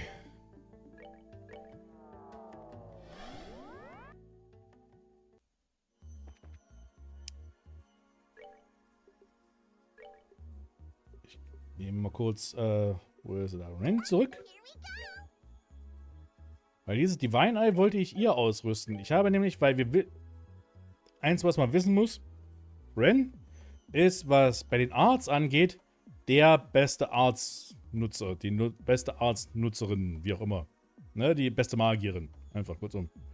Und deswegen hat sie wirklich sämtliche beste Quartzes ausgerüstet. Das Einzige, wo es mir gefehlt hat, ist bei dem letzten hier, wo ich einfach nicht was hatte, was einfach so wirklich, ja, geholfen hat irgendwie. Ich habe jetzt einfach nur irgendwas hier eingesetzt, um irgendwas noch zu haben. Aber jetzt mit dem Divine Eye, glaube ich. Genau, weil das nämlich auch noch alle möglichen Elementaren. Minka, alles gut bei dir? Minka hüpft hier hinten rum. Jetzt noch alle möglichen Elementarwerte hat, damit sie jetzt wirklich alle möglichen Zauber hat. Ich glaube, mit diesem... Moment, was macht das eigentlich auch noch? Send Eagle Eye Information, Septium Vein und Luck. Ach du meine Fresse, das ist ja eines der besten Quarters überhaupt. Ach du Scheiße. Zack. Denn jetzt hat sie, glaube ich, mit so einer Kombination hier, weil das ja wirklich alles Level 3 Quartz ist, hat sie, glaube ich, fast alle Zaubersprüche, die man im Spiel haben kann. Also ich... Ach du meine Fresse, das ist ja wirklich übel.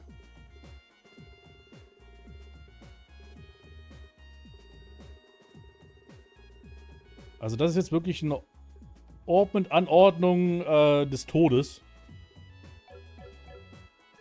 Ich guck mal hier.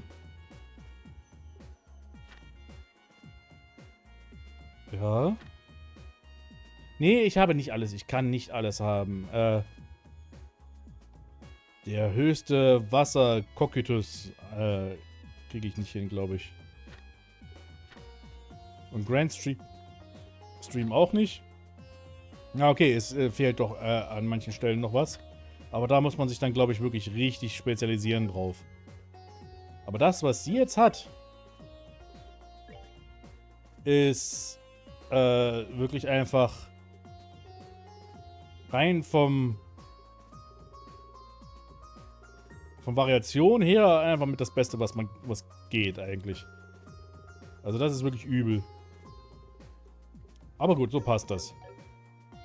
Aber genau das wollte ich, damit ich jetzt auch wirklich richtig anständig Ren ausgerüstet habe. So, nächstes. Welche haben wir denn jetzt eigentlich schon gemacht? Jetzt muss ich erstmal selber schauen. Bring to me the guardian of your royal family and a blade of the serves the imperial house. Das hatten wir. Those who have not proved themselves in battle stepped inside. Das hatten wir. Bring to me the boys with the eyes of amber and the princess with the indomitable will. Das hatten wir. Bring to me the man who talks with his fists. Das war die Cutscene mit Jin und Kilika, glaube ich, ne? Bring to me the girl who entrusts her feelings to her blade. Das war mit Annalise. Food is the basis of all. Man can only tread the right path with food in his stomach. Only when you have committed 20 kinds of food to memory shall this door open. Okay, das ist eine Sache, die wir machen können. Das haben wir freigeschalten. Ich hole mir mal wieder meine Standardtruppe zusammen. Einfach jetzt für den Moment. Also Stardor 6, was? Ja. Keine Ahnung, was das überhaupt für eine... Frage ich mich jetzt gerade, was das eigentlich bringt, was es jetzt ist. Food is the basis of all. Das wissen wir. Ich habe auch noch nichts gegessen heute. Erst nach dem Stream werde ich mir was zu essen kochen.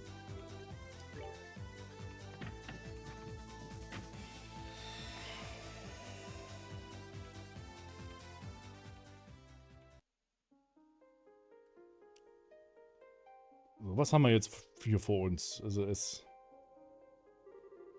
I shall grant to you a memory fragment and my blessing. Geht's jetzt ums Essen hier, oder was ist los? Nach dem Stream, also in 2,5 Stunden, ja genau. Why don't you guys try becoming bracers? Those words were all it took to set the wheels in motion. Oh, das hat doch Estelle gesagt. Zu der Bande, zu der, Agate gehört hat, oder? War das nicht das? The three young men Estelle had spoken to, Dean, Reyes, and Rocco, were the leaders of a group of delinquents who spent most of their time in the warehouse district of Ruan. In light of the unprecedented chaos that swept over Lebeau, they soon began re-examining themselves and their lives. And after much thought, they agreed that the path of a bracer, a protector of the land's peace and its people's safety, may be the best road forward for them. That's not to say, however, that they didn't have any ulterior motives. No, no, no. They did think it would also give them the opportunity to be trained directly by the guild's Kana. Ah, you want thirsty for Kana, okay. With this hope in their hearts, they made their way to the Ruan Bracer Guild and expressed interest in joining. But the guild's crafty receptionist, Jean, had other ideas swirling in his brain. And unfortunately for them, they were to receive their training from their longtime sworn enemy and former Raven Group Leader, Agate Krosner. Oh je, die drei Jungs werden von Agate trainiert. Ach du meine Güte. Their grueling training began in earnest under his strict guidance. After roughly 3 months of pure hell, the end was finally in sight. Only today's final examination remained.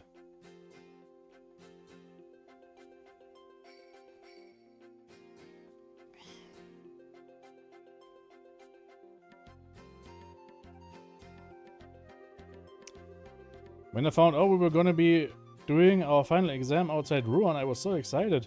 Didn't expect it was gonna be a place like this. Same here. Who would have figured we'd even end up dragged out to a cabin in the middle of the misty-ass swamp hole? Have any of us been outside of Ruan before? Why the first taste of fresh air have to be somewhere so weird?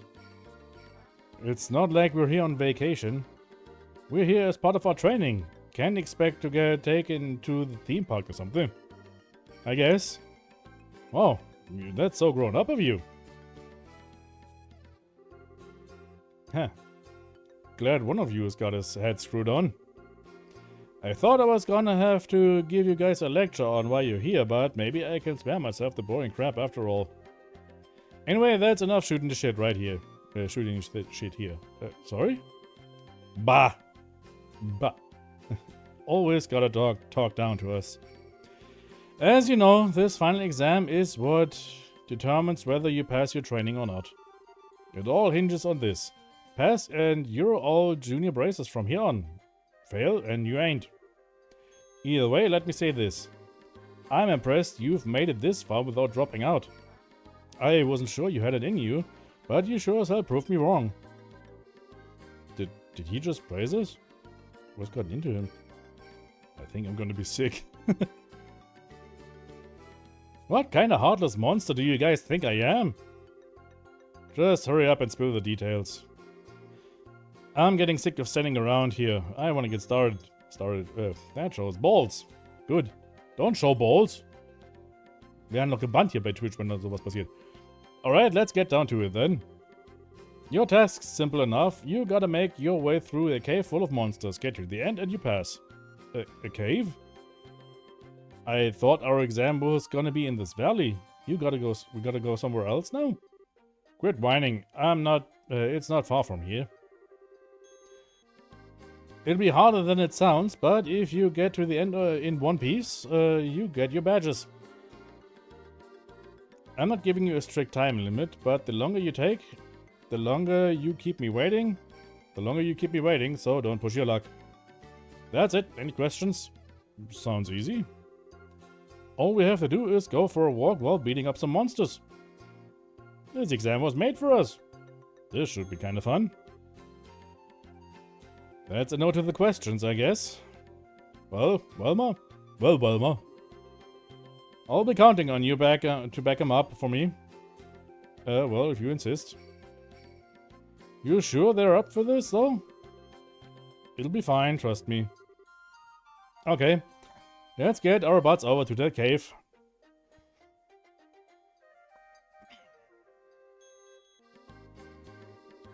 This here's the entrance. Never would have thought that there was a cave way out here. Yeah, so this is the place that's gonna determine our futures, huh? It sure is hidden well enough. Well, you already know what you're doing. I'll be waiting for you at the end, so give it your best shot. I'll be here backing you up if you need it. If things get too dicey, you need a break or something to eat, come to me. Sounds like an easy enough job for you, as if we'll even need to come back here. Yeah, we'll breeze through this thing in no time. Ich habe da meine Zweifel. Alright then. I'm ready if you guys are. Time to get to work. Ist das nicht die... Share Food. 8 Abaddon Potluck. Well, feeling full now? Good luck in there. Was ist mit... What the fuck? Was ist denn mit Dean passiert? Er hat auf einmal...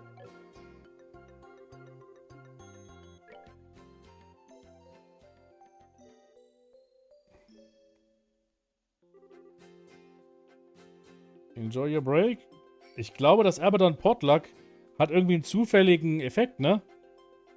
Weil jetzt für Dean, für Rocco und Reyes hat es jetzt die CP aufgefüllt. Und bei Dean hat es einfach mal die HP auf 1 gesetzt. Ach du meine Fresse.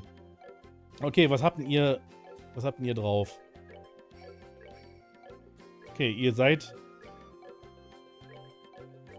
ein paar Bitches einfach nur, ne? Also ihr könnt nix. Ist das nicht die Höhle, wo der Drache war?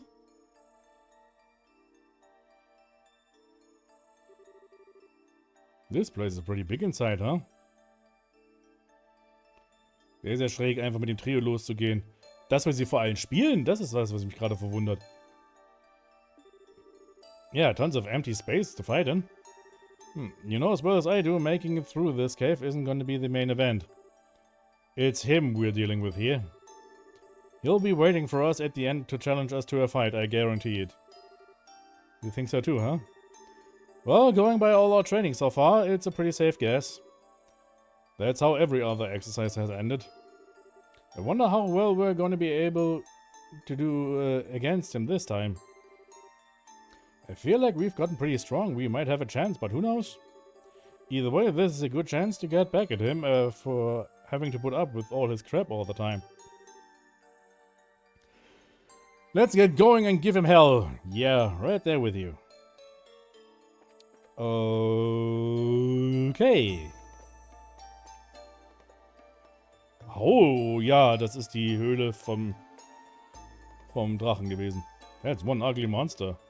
It may look that way, but I bet it's small fry. Probably just to scare predators off. The weaker something is, the meaner it's gonna look. You think? That description kinda sounds like it fits us, too.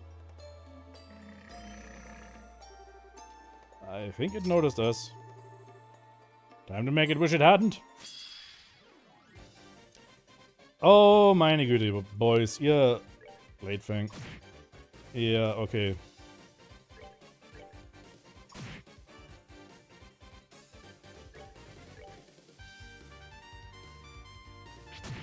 Au!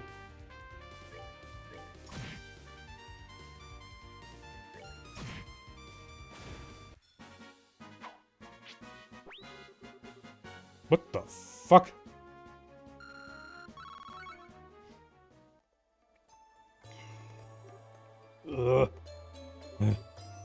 What the... I thought we were stronger than this. It's not that we're weak. That monster was just that strong. Agate sure didn't say anything about this. Why did we have to go and choose... Why did you have to go and choose here? So much for your theory, Rocco. That monster didn't just look strong, it was strong. You call that strong? You gotta be kidding me. What? What do you mean? Trying to act like it's no big deal isn't gonna impress us, you know? We could see you struggling the whole time. Maybe you need your eyes checked then. Anyway, who cares how tough it was? Let's get moving. We've got work to do. Wait a second. What's up with him?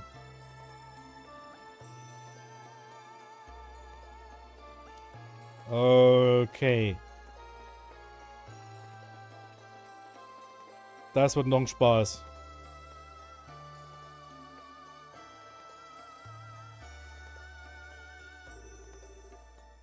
Well, that one shouldn't be too tough. Yeah, we've seen those things near Ruan. Let's hop to it. Alter, Jungs, rennt doch nicht einfach gleich rein in die... Ihr habt keine Arts, okay. Okay. Support. Recovery.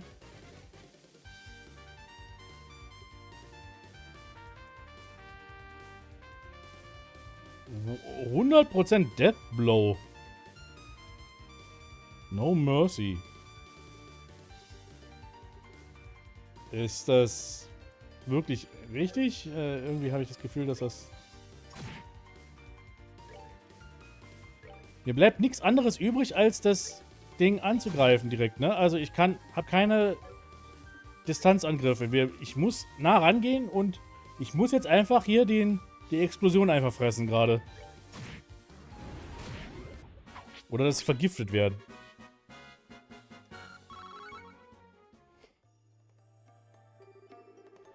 Well, it was easier to beat than the last monster. Hell of a lot stronger than the ones near Ruan, though. Looks like we're going to have to accept that all the monsters in here are tougher than the ones we know. Ugh. Why am I struggling against these guys? They should be nothing! Damn it, damn it, damn it! Hey, calm down, Rocco. Meine Nase, was ist denn mit meiner Nase schon wieder los? So. We might be struggling, but it's not like we can't take them. As long as we take things slow and rest after every fight, we got this. Rest after every battle? If we need to take a break after every loser of a monster like that, how are we gonna catch up to that asshole? Is this really the time to think about that? The next one's gonna be a breeze, it is! Da ist jemand aber übel frustriert. Hey, Rocco! He's starting to let his temper get the better of him. Meine Nase juckt immer noch. Ah, super.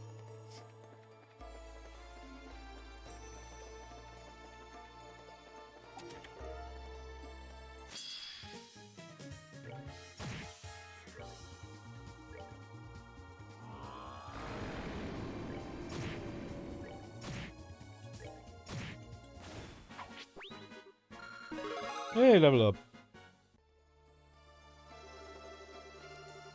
Someone scrawled a limerick on the inside of the chest. Oh, okay, wow. That's not gonna pass a T rating. Ooh. Okay, was habe ich jetzt bekommen?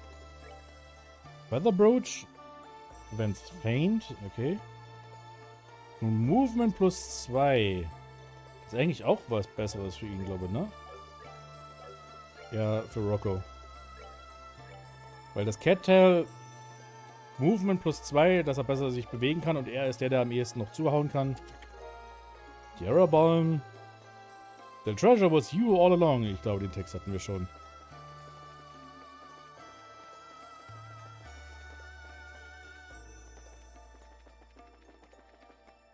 Ich glaube, hier lang müssen wir.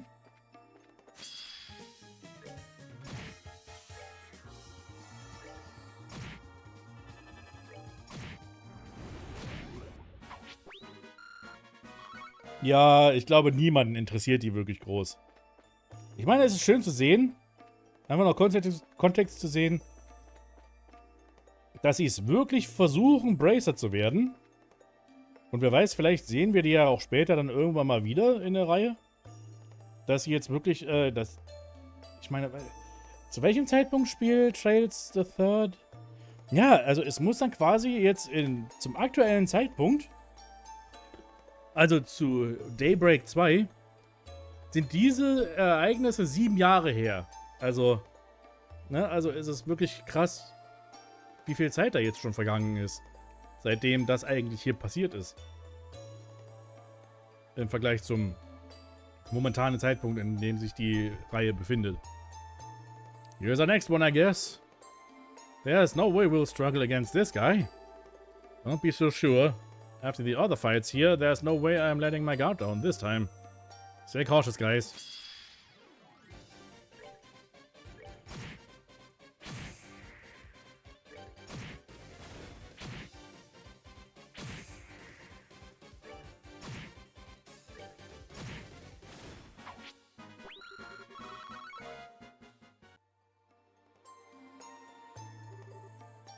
Phew, that's sad. Yeah, that one ended up being tough too, but nothing we couldn't handle. Brauchen vermutlich 7 Jahre, um up-to-date mit der Reihe zu sein. Ich meine, jetzt haben wir den Teil und dann die beiden Crossbell-Teile und dann sind wir ja schon wieder in der Cold Steel-Reihe drin. Dann haben wir ja zumindest dann wirklich alles aufgeholt, um dann bei Cold Steel weitermachen zu können.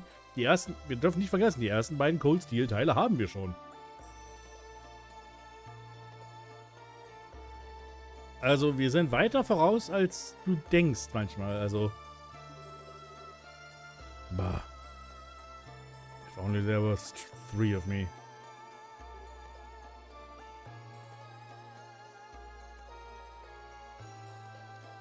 By the way, hatte das Trio hier im ersten Teil nicht mal eigene PvPs gehabt? Ich glaube nicht. Also, es kann durchaus sein, dass die da gar nicht mal eine Charakterart hatten. Huh?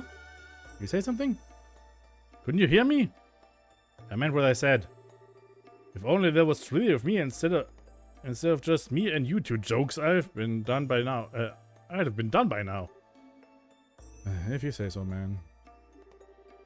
Well, unfortunately for you, this is the group we've got, and we're gonna have to stick with it. Keep your shit talking to yourself, alright? Just don't drag me down. What's gotten into him, seriously? Ich glaube, er ist jetzt gerade, muss ich ein bisschen konfrontieren damit, dass er doch nicht so ein tougher Typ ist, wie er denkt, dass er das ist.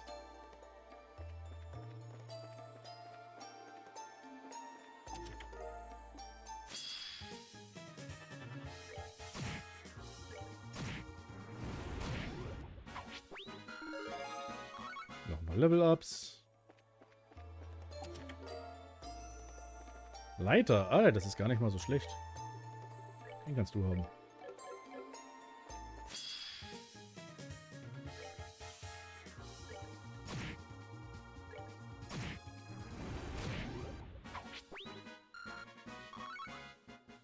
Aber rein von den Stats her ist Dean ja auch wirklich der Beste. Ah, nee, Rocco der Stärkste der Truppe auch tatsächlich. Ich meine, alle dieser Jungs sind komplett kleine Bitches eigentlich mehr und nicht mehr. Aber im Vergleich zueinander ist er immer noch der Stärkere. Also. Aber das heißt nicht viel, ne?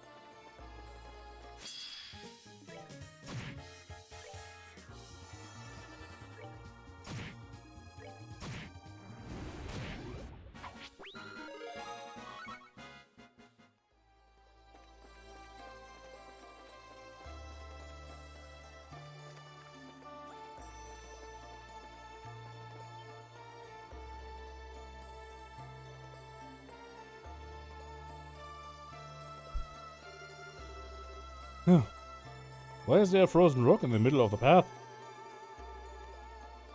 I don't know, it doesn't look like anything special, but that's a weird place for one to be.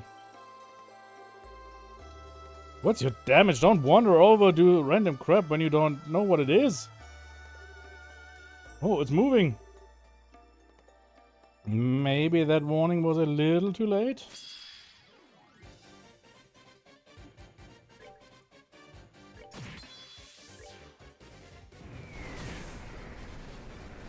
Alter, wir werden ja immer die ganze Zeit eingefroren im ganzen Spiel, ne?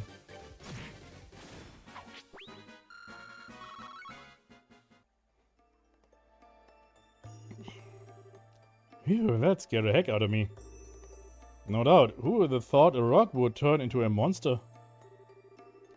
Well, maybe you wouldn't have been scared if you hadn't been such a dumbass. What was I just saying about dragging me down? Sorry, man. For the love of Adios. That goes for you too, Dean.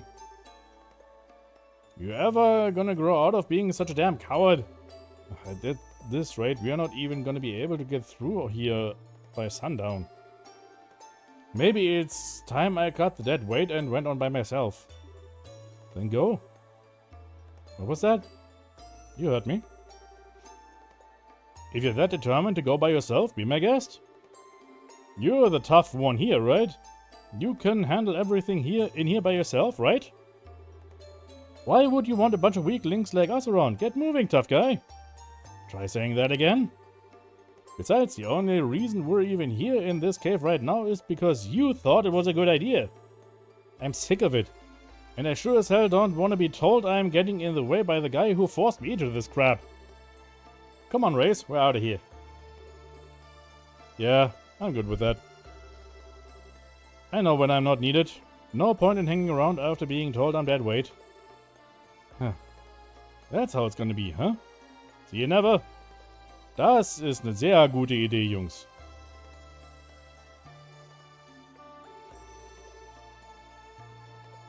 Doesn't he ever get tired keeping up that act 24/7? Who cares? He's on his own now.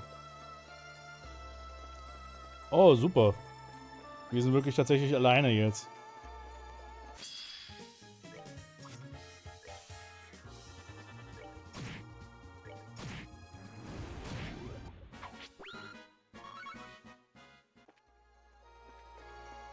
Ich habe eine Vermutung, was passieren wird jetzt.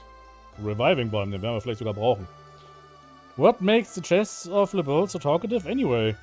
Most other countries prefer strong, silent chests. Naja, die in Crossbell labern auch ohne Ende. Tatsächlich. Soweit ich weiß.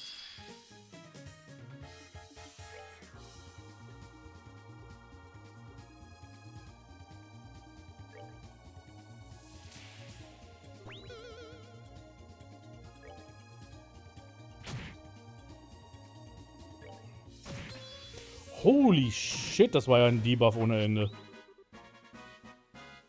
Wir hatten den Joke mit den erebonischen Kisten bereits gehabt, ja, ne? Aber dass sich solche Sachen wiederholen, ist ja wenig verwunderlich. I have a somewhat unfavorable premonition about this. Keine Ahnung warum.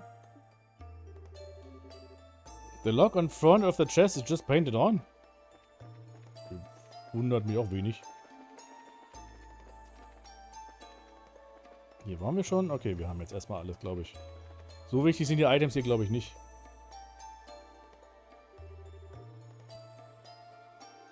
You think Rocco's still alright? He might be pretty strong, but the monsters in here are like way stronger than any one of us. Who cares? He was the one who said he wanted to go ahead on his own. He made his bed. Let him lie in it.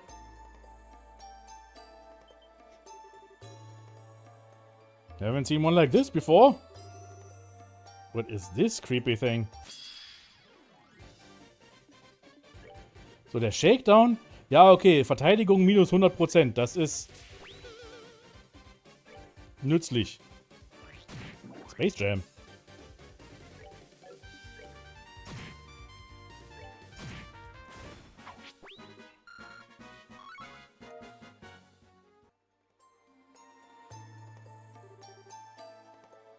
Venus Fliegen Octopus, yeah. Man, that was nasty. And Rocco's walking ahead alone in a place crawling with monsters just like that. Hey, Dean. I feel like this really ain't the time for us to be fighting each other and trying to act big. Hey, Race. Yeah? Have you ever seen Rocco show any sign of weakness before? Ever? Well, now that you mention it, no. Same here. He might be pretending he's strong all the time, but he never lets any sign of weakness slip or whines like we do. He's always the one who's pushing us and trying to make us better ourselves. Yeah, I guess you're right. I mean, if it wasn't for him, we really wouldn't be here. We'd still be loitering around back in Ruan forever, probably. We can let all the deadweight stuff slide this once. Maybe it pisses me off sometimes, but I ain't about to turn my back on him when he's always had ours. Huh, damn straight.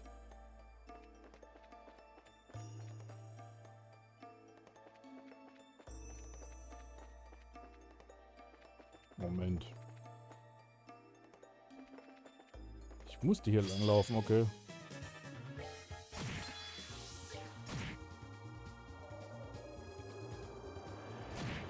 Okay, wir haben ein Problem.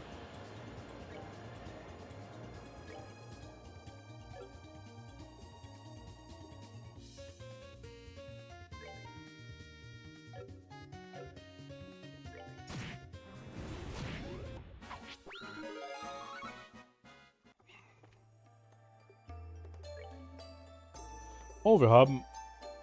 Okay, wir haben schon ein bisschen was hier, was wir nutzen können.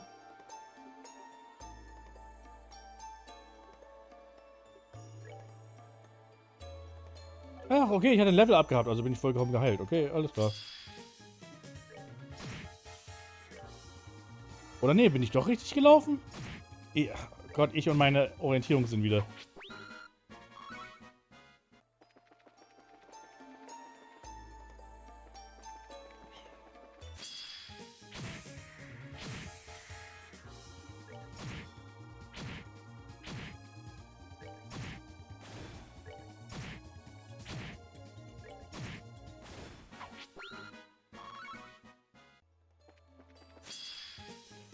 Alter, die Gegner.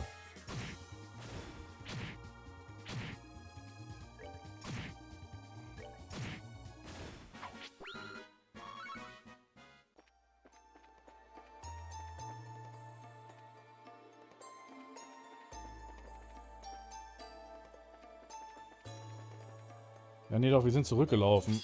Aus irgendeinem Grund. Warum muss aber auch alles so gleich aussehen hier?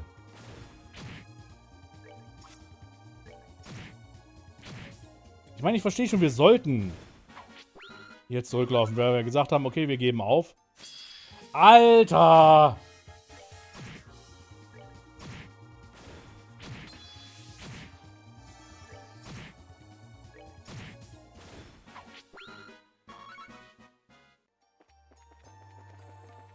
Jetzt machen wir doch wieder hier rein.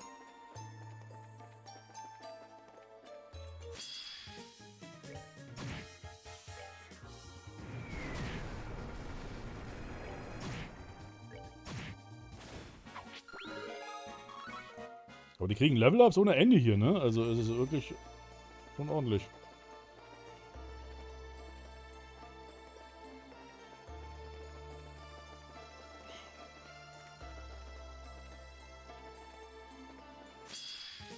Fuck.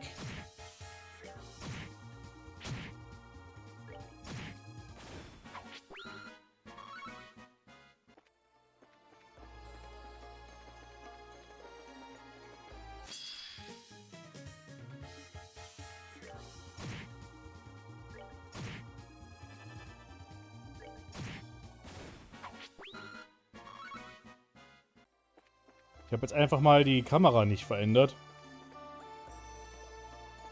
Damit ich die Orientierung nicht verliere.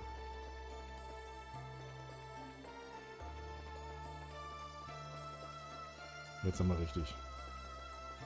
Und natürlich ist jetzt Rocco in Gefahr. Oder sowas, ne?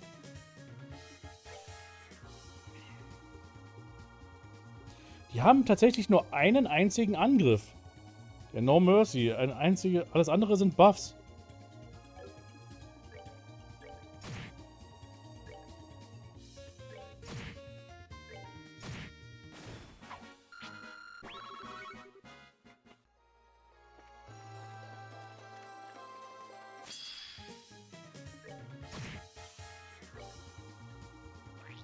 Space Jam.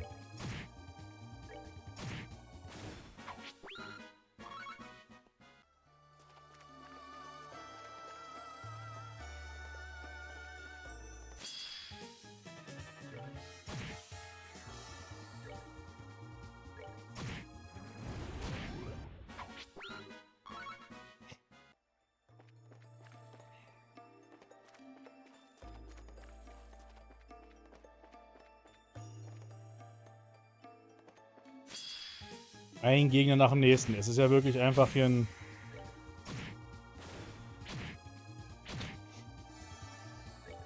Vor allem, was ich jetzt gerade ganz geil finde, erinnert euch mal an den Anfang des ersten Teils zurück, wo Joshua und Estelle ihre Prüfung hatten. Weil das war am Anfang mal kurz so in die Kanalisation rein und dann wieder raus und dann hatten sie es. Und das jetzt hier im Vergleich, das ist die Prüfung von Agatha und das im ersten Teil war die Prüfung von Shara. Also, ja. Yo, Dean, that looks like him. You see him? What's that idiot doing? Oh, damn it. I can't move. Looks like this is the end of the line for me. Rocco! This ain't good. He's frozen. Can you handle it, Race? Sure thing. Ah! I can move. You're a real sorry sight, man. Sorry for keeping you waiting. The hell are you guys doing here? I thought you bailed. More like we came to bail you out. But we can talk later. We've got a fight on our hands. Fine.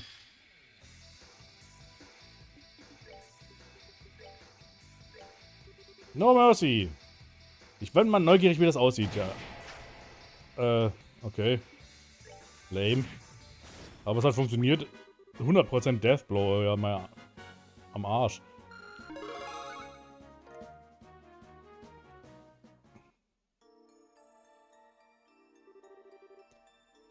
Phew, good thing we made it in time.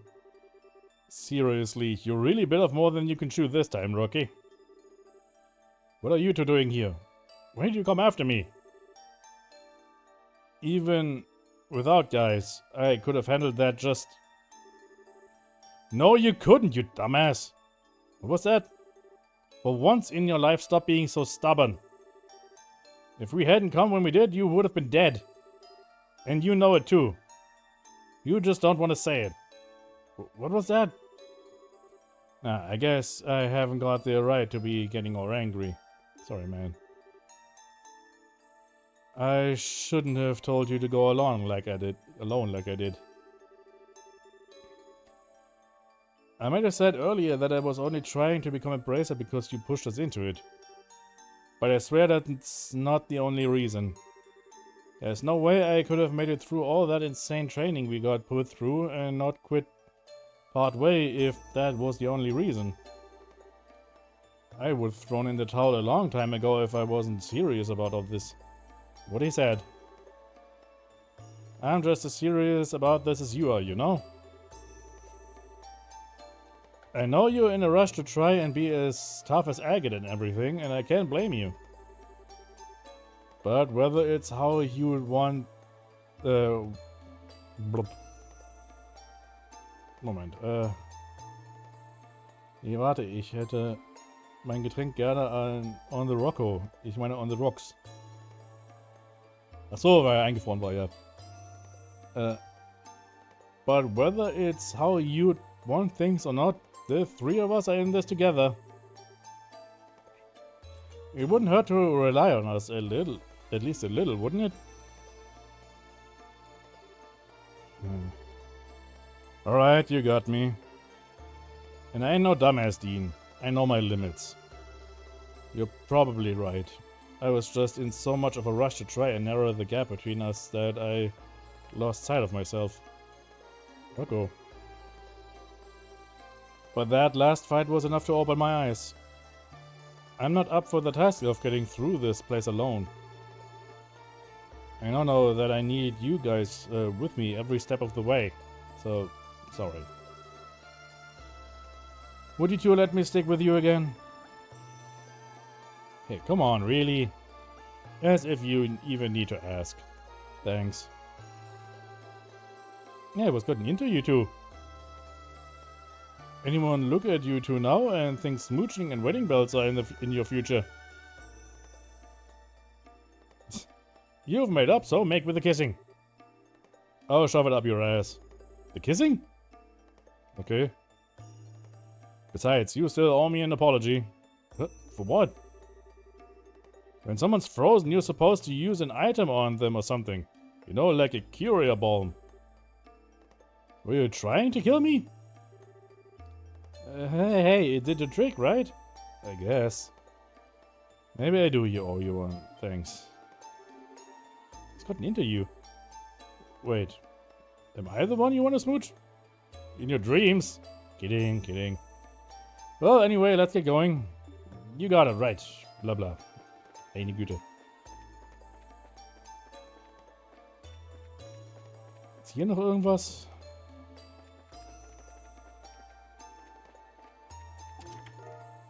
Terrabalm. Excuse me, I got lost. Can you take me with you?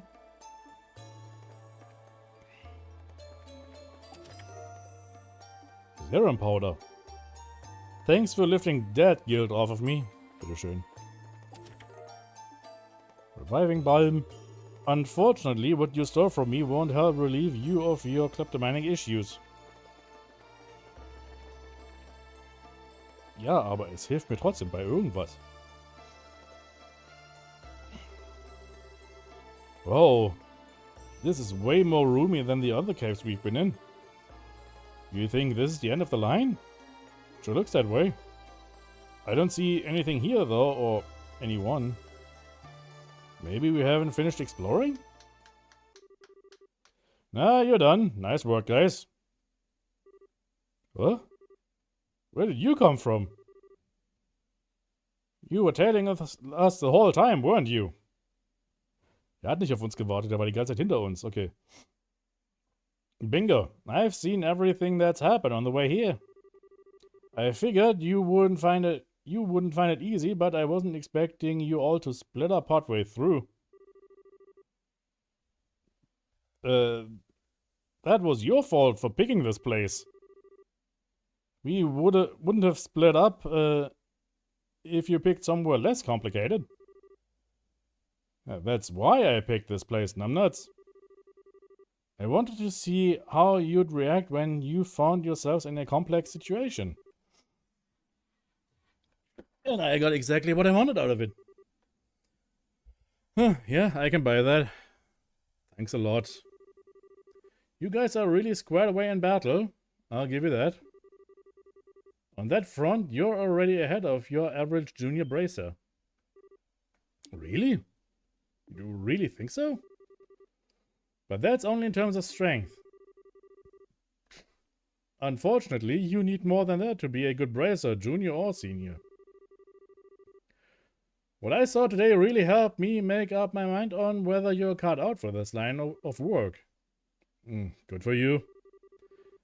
I still don't have enough to go on to make the final call, though. If you want to prove to me that you've got what it takes, then you're gonna have to prove it to my heavy blade first. How did I know this is how it was gonna go? Duh, because it was obvious. You wanna see what we've got? Then we'd be happy to show you. Come at me. Und jetzt tötet Agate einfach alle. Nice. Shakedown. Defense down, sehr schön. Aua. No Mercy. Mal gucken, wie viel Schaden das macht. Okay, gar nicht mal so wenig.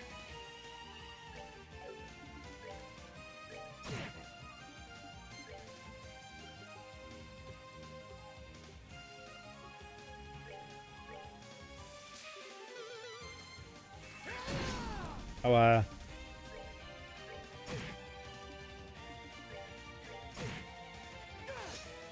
wow, du hast doch noch irgendwie ein halbes HP oder sowas. 19 HP hat er noch. Okay, ich glaube, wäre auch eigentlich normalerweise auf normaler Schwierigkeitsgrad wesentlich schwerer. Ach du Scheiße! Ich habe das Gefühl, dass wir diesen Kampf nicht hätten gewinnen sollen eigentlich. Rein von der Erfahrungspunkte, die wir gerade bekommen. Jetzt sind sie auf einmal Level 60. Die haben einfach mal 9 Level-Ups gehabt mit einem Mal. We did it? No joke? We seriously beat him? No way. Well, I'm impressed. Yeah. Of course it was too good to be true. Piggies. Don't get too down in the dumps. You managed to get one over on me. You should still feel proud of yourselves. Anyway, now I'm confident I've got a good handle on what you're capable of. Let me break down how you did. Okay, da bin ich jetzt auch wirklich mal gespannt. Now? You gotta tell us our exam results then? Here it comes. First up, Dean. I'm first. As a plus, your judgment ain't anything to sniff at. On the other hand, you have a tendency to play it safe even when you don't have to.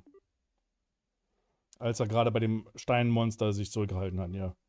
Your next race. Lay it on me. Your forte is your intuition. In that department, there is solid potential.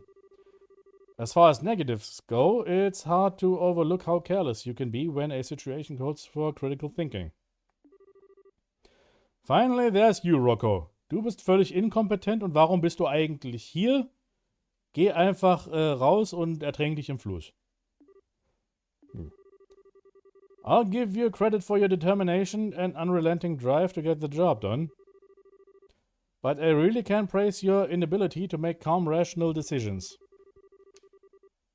Stick those two qualities together and you're a walking accident waiting to happen on your own. On your own.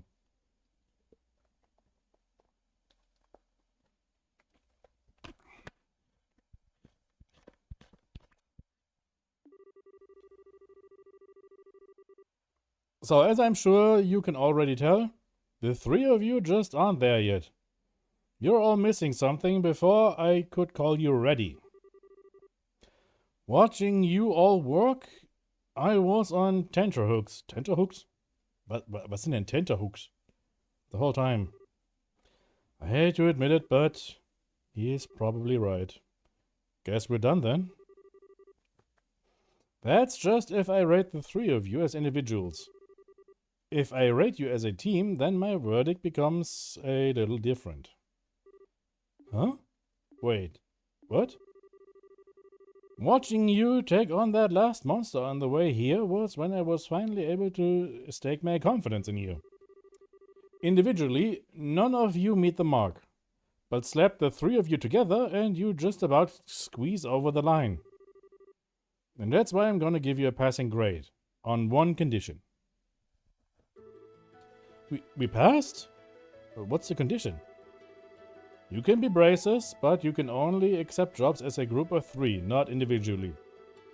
Not until you become senior bracers anyway. We'll see where you stand then.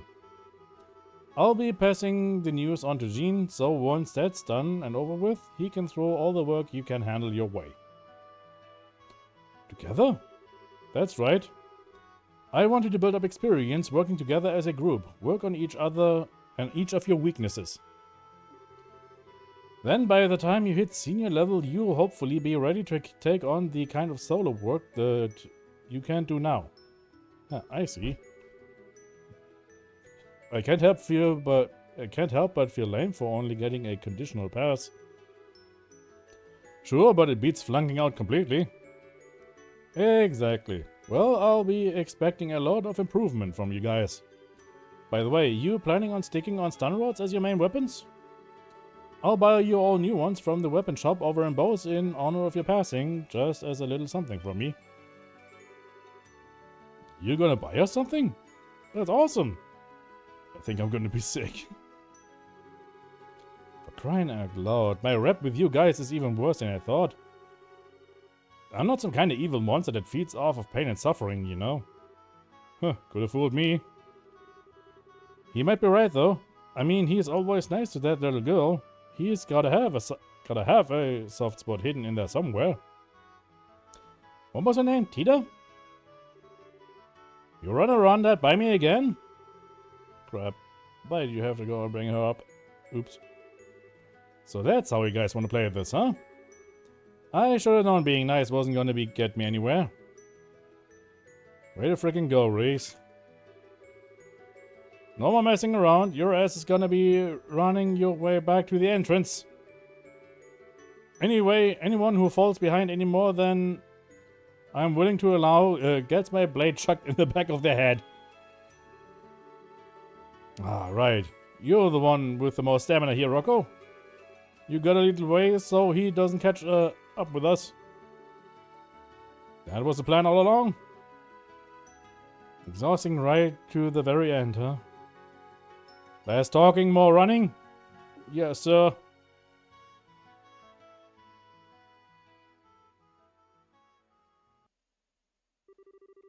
Okay, training Agate Style finished.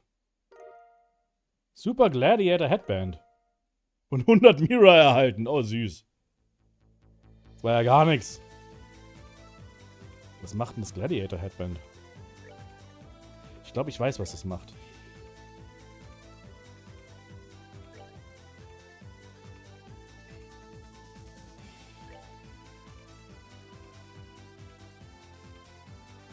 Ja, CP Recovery Up.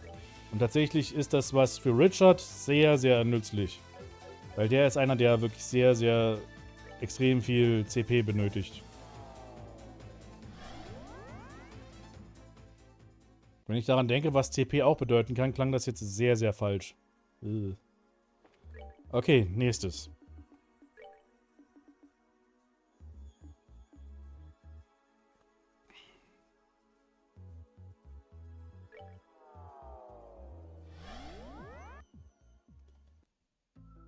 Okay, was ist dieses Dado jetzt? Lay claim to its rewards, however, you must first overcome a trial. Ja, es ist in Ordnung, den Trial machen wir.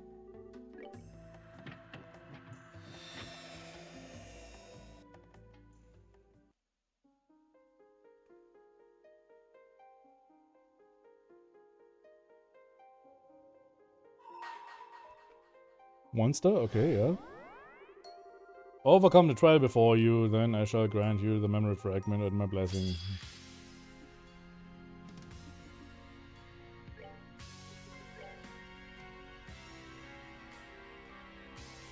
The fuck ist hier los?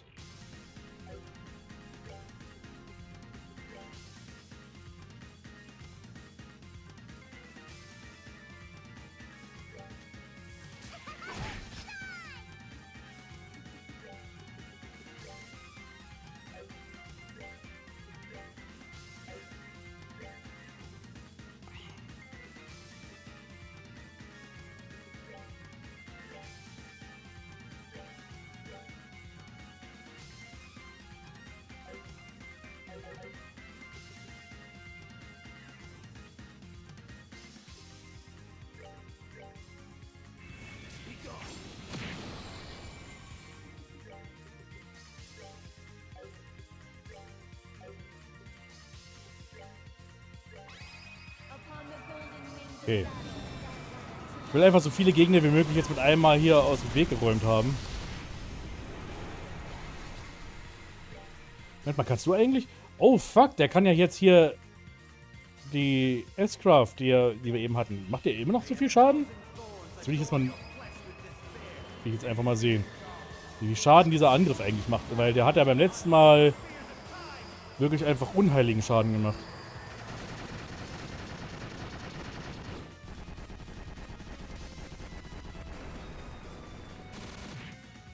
Okay, es ist bei weitem nicht mehr so viel Schaden wie vorher.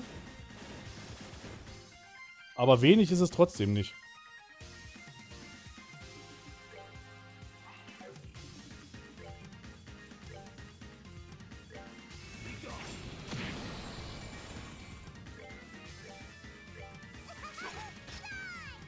Komplett verfehlt.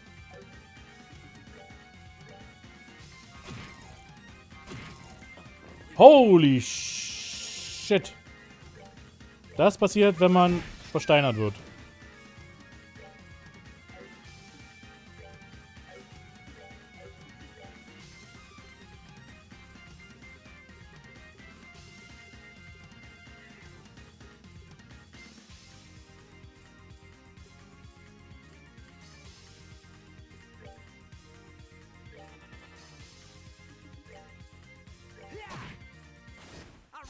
okay.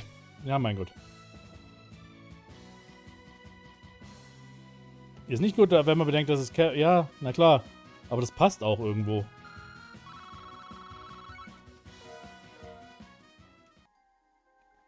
Aber ja, das Ding ist, das ist das Problem mit versteinert. Wenn man einmal versteinert ist und dann angegriffen wird, wird der Gegner sofort getötet. Also der Gegner, der Charakter. Das ist der Versteinerungseffekt halt. So, was ist jetzt dieses Erinnerungsfragment?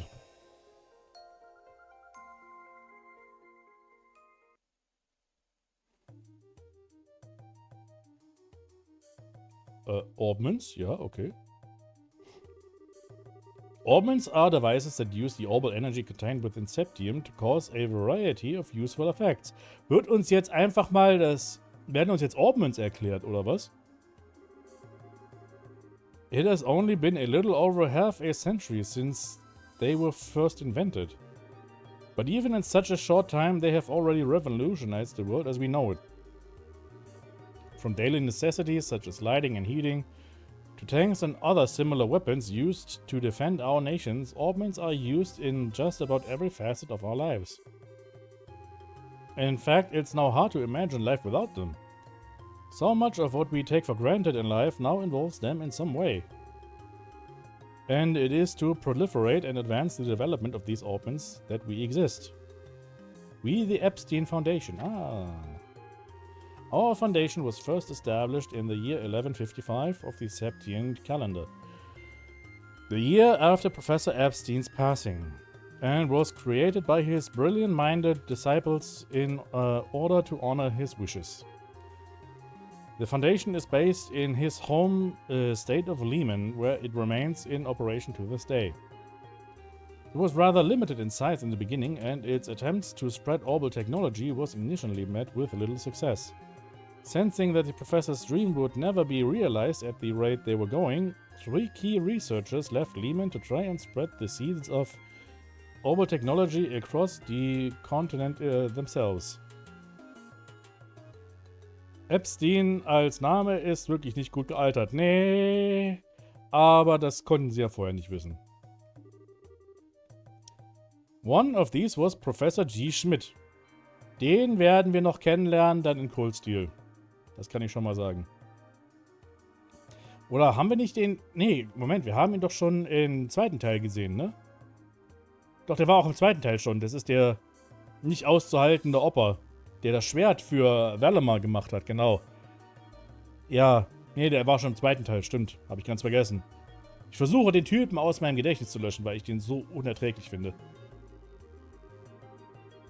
The professor, who had gained a fine reputation of his own for his skill in the field of mechanical engineering, went around and visited corporations in various nations to persuade them of the benefits of orbments. Ja, also Pseudo-Bösewicht-Wissenschaftler. Ja, nicht Bösewicht, aber halt, solange er Wissenschaft machen kann, ist ihm egal, für wen er arbeitet. So einer halt einfach ein unmoralischer Wissenschaftler, sagen wir es mal so. The second was Professor L. Hamilton. Mindful of the technological gap between regions, she long believed it was rural and remote areas that needed urban technology more than any other. As such, she enlisted the help of the Bracer Guild, which already had a close relationship with the Foundation, and formed a mission with the intent of promoting and spreading the technology where applicable. Die wäre es in Daybreak. Die werden wir in Daybreak kennenlernen. The professor herself also toured the regions with the aim of spreading public awareness and laying foundations for others to build on in the future. The third was Professor A. Russell, den kennen wir schon. Now known far and wide as the father of the Orbal Revolution. Professor Russell returned to his home nation of Liberl and continued to work tirelessly to advance orbment technology there. And within a year of returning, he set up the Zeiss Engineering Factory, now known as Zeiss Central Factory, and created the first orbment to be made outside Lehman State. 3 years later, the reigning king of Liberl at the time, Edgar III, visited the factory to inspect it, and he decided to donate a large amount of money to further its research. Hatte nicht erwartet, dass den weiblichen Professor so als Frau offenbaren.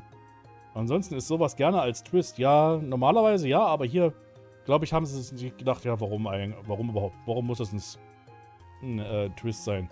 Meine Güte. With His Majesty's endorsement, ordnance began to spread like wildfire throughout the kingdom, bringing such prosperity to the people of other nations. To the people of other nations were filled with envy.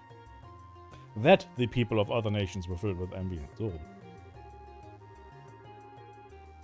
Up until then, most people didn't see Ordnance in a particularly positive light, but their success in LeBeau changed those impressions virtually overnight. Das ist natürlich interessant, das wusste ich selber jetzt auch nicht. Dass wirklich diese Orbital Revolution eigentlich mehr in LeBeau wirklich anfing. Da ist wirklich so das Zentrum der Technologie dann, die Orbit der Technologie eigentlich fast dann irgendwann gewesen. Nach eben der Professor Epstein dann verstorben ist. Da ging es dann in LeBeau eigentlich richtig los. One Nation After... Das ist natürlich dann erklärt, warum LeBeau so technologisch im Vergleich so weit fortgeschritten ist, dann, also zumindest zu diesem Zeitpunkt. In den 7 Jahren seit diesen Spielen, die jetzt da im Universum vergangen sind, hat sich das auch gewandelt. Also, ich glaube, das war schon der Subtext im ersten Teil gewesen. Ja, ich glaube, mich zu erinnern, dass es da irgendwie auch schon mal erwähnt wurde. Aber es ist so viel Story und Sachen und Worldbuilding und hast nicht gesehen, da kann man auch ein paar Sachen vergessen. Aber ich sag nur, halt in den 7 Jahren, die jetzt innerhalb der Spielereihe vergangen sind bisher, hat sich das auch gewandelt und verändert. Also jetzt, hier sind wir ja immer noch so, okay, es gibt Luftschiffe, aber die Ordnance, die wir haben, sehen aus wie so Taschenuhren. Und jetzt mittlerweile in Daybreak sehen die Ordnance aus wie Smartphones.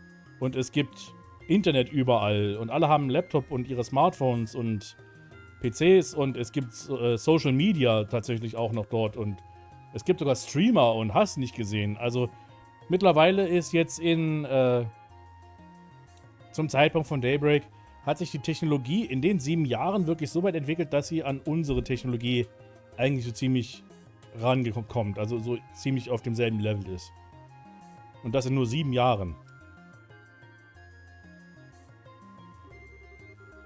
In the eyes of the world, the Orbital Revolution was a sudden, far-reaching transformation. But it was only because of years of reaching out to people and diligent, largely unnoticed research that it was able to happen at all.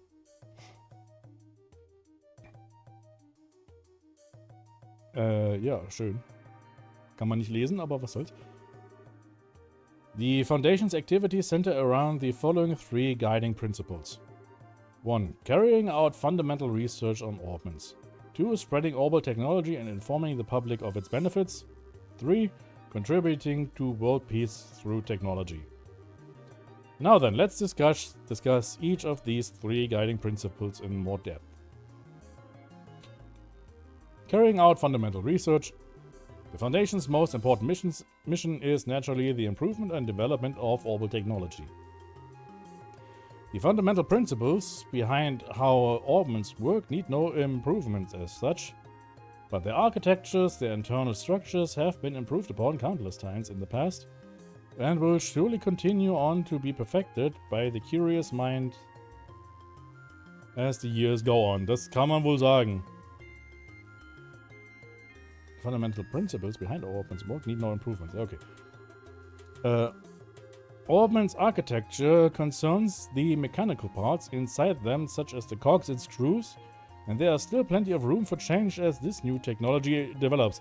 Ja, Cogs and Screws ist das, was man dann später nicht mehr braucht. Also wie gesagt, das ist jetzt alles in Daybreak. Wie gesagt, es ist moderne Technik einfach. These improvements can reap great rewards, but the research necessary to make them is known to be as lengthy as it is expensive. As a result, companies who prioritize profit over all else are less inclined to pursue them. Noch. That makes our Foundation's research all the more important from a social perspective. Spreading orbital technology and informing the public of its benefits. 2 other important goals of the Foundations are to spread orbital technology as widely as possible and to educate the public on the correct way to use it. While augments have become part of the daily lives of most who live in advanced nations and populated urban areas, the reality in remote and mountainous regions is very different. To counter this, we have long worked to send missions of engineers and bracers to these regions to try and better the standard of living for these people, and will continue to do so. We also continue to work on other ways to spread awareness of orbital technologies, such as working closely with the Septine Church to have it added to the curriculum of Sunday School classes. Dass es immer noch Sunday School ist und nicht einfach normale Schulen hier in dieser Welt gibt, ist auch ein bisschen komisch. Contributing to world peace through technology. It is to pursue this noble yet extremely difficult goal that the Foundation has had a close relationship with the Bracer Guild ever since its initial founding. The Guild was established as an international peacekeeping organization and can mediate on conflicts between nations from a neutral point of view, making it essential to the stability of our world as it stands. The Epstein Foundation continues to back them up fully in their cause, both with financial aid and using the fact that Lehman State is the only place where tactical augments are produced to provide them with equipment. Just as well, this relationship also provides ideal feedback towards tweaking the quality of tactical augments as they are used in combat too. Every machine and every invention goes through a long grueling process behind the scenes before eventually reaching its finished refined form, and tactical augments are no exception. Then, in 1190, our foundation unveiled the Orbital Network project, which will be implemented in partnership with ZCF. Orbital Network is Internet. That project aims to join all of Zemuria together with a single united communications network, but our hope is that it will do much more than that. Our hope is that it will help to realize a peaceful world through communication. Oh, wie naiv du doch bist. Oh, wie blauäugig. Oh je. Oh je, sweet summer child. Sadly, Orban's relationship with peace as a concept has become somewhat complicated. Are they adding to its realization, or are they doing the exact opposite? Professor Epstein expressed his hopes that their ability to realize the limitless looping of energy would be able to bring lasting peace to the world. Instead, recent years have thoroughly betrayed those hopes, and the post-revolution world has been a chaotic one indeed. And everything changed when Twitter started. Ja, genau so. Genau das meine ich.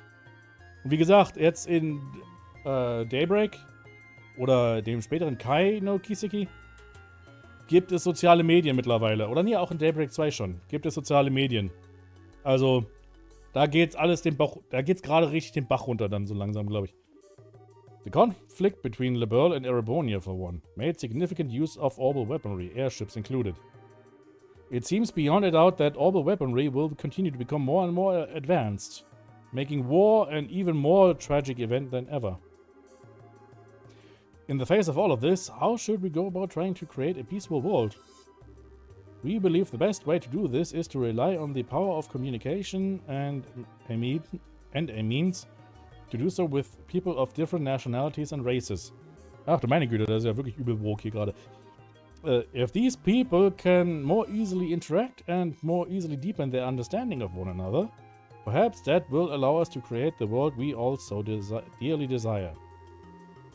In the end, one thing is for certain. Our challenges to try and realize Professor Epstein's ideals are only just beginning. Das war zum Glück mal ein kurzes Ding hier. Ingenuity 2.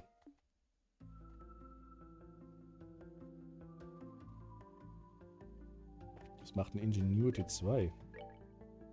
Oh, Richard ist noch tot. Ups.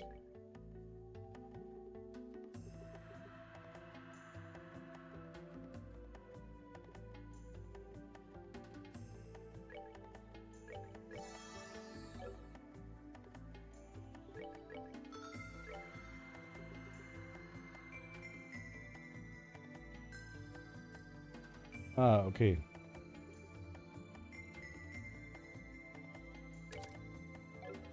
Ruby Gem kann er noch mal gerne haben.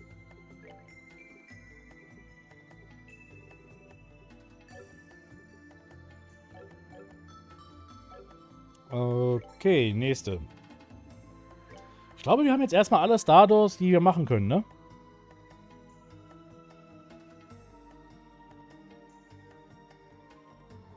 Das war zum Glück nur ein kurzes Ding, sagt er, nachdem er live eine Broschüre vorgelesen hat.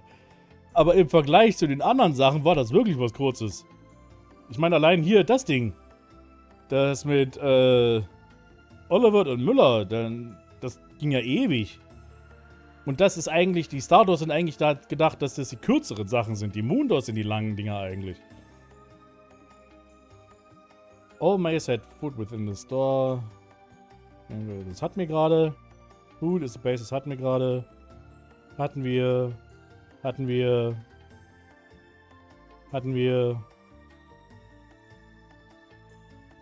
Worthy of stepping inside. Hatten wir gerade. Hatten wir. Okay, wir haben alle Stardust. Zumindest jetzt schon mal. Sandors. Hatten wir. Das müssten wir noch machen. Das können wir noch nicht weitermachen.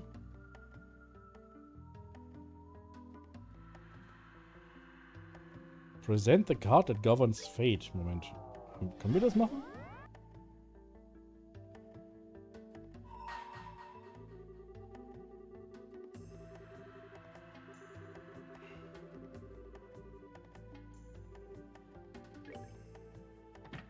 Okay, das können wir tatsächlich machen.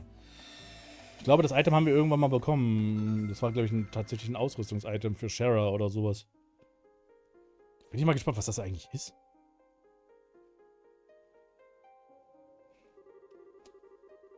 Ja.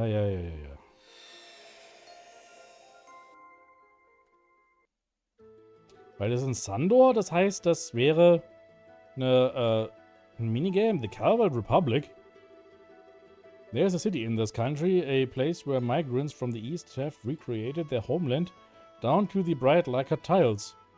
Ja, Tatsache. Im Osten von Calvert ist alles ein bisschen asiatisch angehaucht. Nicknamed the Eastern Quarter, it was home to people of all kinds from all places.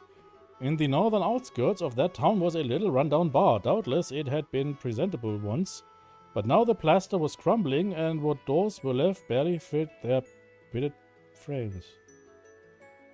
Da war ich in Daybreak! Die Bar, von der die reden, die kann man besuchen in Daybreak. Of course, such a seedy place attracted the clientele to match. Inside were two gamblers of exceptional skill. It was only mere months ago when they had turned the underworld on its head in the match of the century. The first was Jack, a prolific, blue-eyed gambler known by the moniker Victory Jack. Das sind das sind die Charaktere, die basieren auf Gambler Jack, Buchreihe. Who was finally able to put his past behind him. And the second was Hallie, a petite gambler who remained doggedly by his side, despite his best attempts to shake her. Today was yet another ordinary day at that bar. However, the shriek of the door opening announced the arrival of someone who was anything but.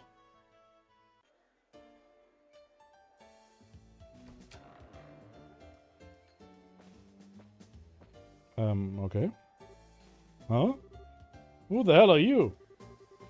Gotta be either really dumb or really brave, and that's saying something with this joint. I'm putting my money on the former. How about you, bahaha? Unpleasant voice. Girl's voice. Hey, get away from him, guys. Hello. Girl. I'm so sorry about them. I'm sure that wasn't the welcome you were expecting when you stepped in here. They're not bad people, really, I swear. Although you could certainly be forgiven for thinking so looking at them. Are you a customer by chance? Here, let me show you to a table. Hehe. So, you're quite the unusual one, if you don't mind me saying so. Not many people would willingly come to a rundown bar like this, especially not in the middle of the day. I'm not saying it was a bad idea to come here, of course. Sure, it's in desperate need of renovations, and the regulars are a rowdy bunch. But there's just something, I don't know, warm about this place. Like I'm home. The food's a lot better than you'd think, too. Oh, watch your feet. I'm pretty sure that floor panel is going to snap any day now. Ja, hat was von Visual Novel, tatsächlich. Aber das hat die gesamte Reihe ja so ein bisschen auch. Well, here's your seat. Wer bist denn du eigentlich? Anything you'd like to order? You don't look like you're here for booze anyway. How about something to eat? Personally, I'd recommend the Tom Yum Goong. It's the most popular thing on our menu, and for good reason. The mix of spice with just the right amount of sourness is perfect. Ah, I can see your mouth watering already. That's a definite yes. Erzähl das nicht, ich hab noch nichts gegessen heute. How about something to drink? Just water? Sorry, what was that? You're looking for Jack? Well, he's usually sleeping in the back at this time of day. Wait, did you come here to challenge him to a game or something? Sorry, I didn't even think to ask if that was what you were here for. Well, alright, I'll go and talk to him. If he's in a good mood, he might be willing. Don't get your hopes up, though. Wait here for a minute, okay? Hey, you hear that? That guy over there wants to take Jack on. Yeah, I heard. Haha! If he takes him up on it, this could get real interesting. Wouldn't be so sure about that. It ain't often Jack actually gets serious. And I don't know if that guy's got what it take to bring it out of him.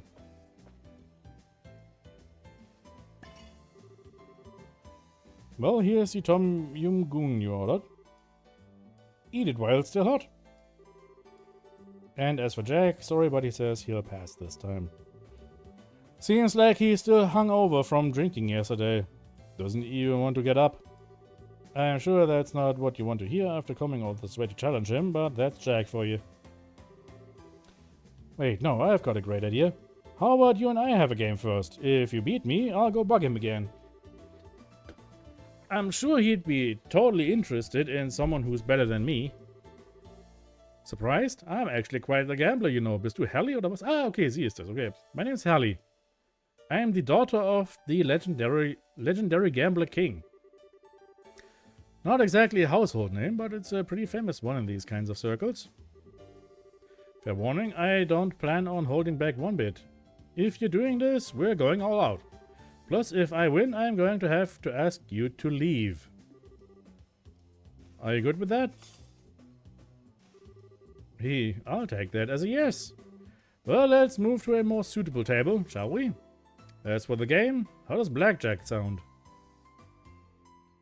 Blackjack war 21 erreichen, ne?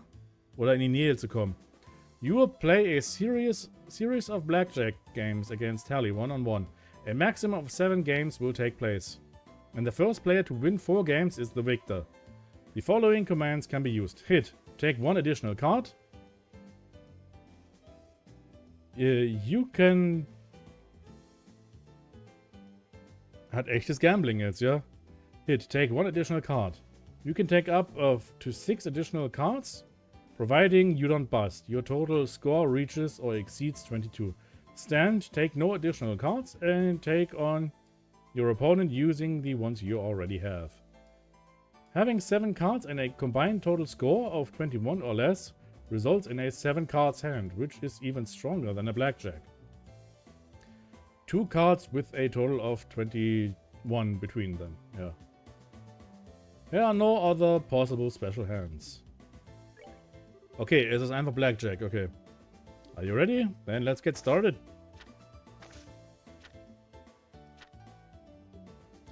Elf, ja, Hit. Hitte mich.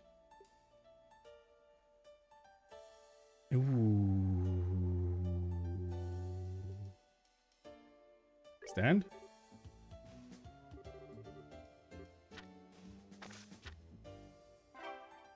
Okay, ich habe gewonnen. Looks like you win this one. Congrats. I won't lose next time.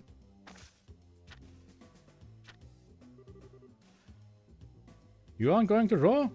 Ja, ich hab schon 21. Ich habe einen Blackjack. That's one bold bluff if it is one. Blackjack. Well done, you're not half bad.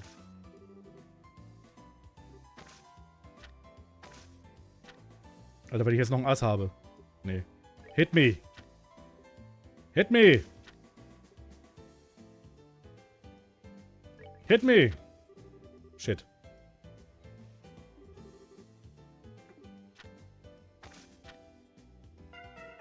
Busted. Ja.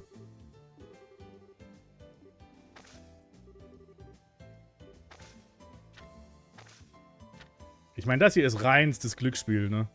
Hit. Ich habe 21, ey.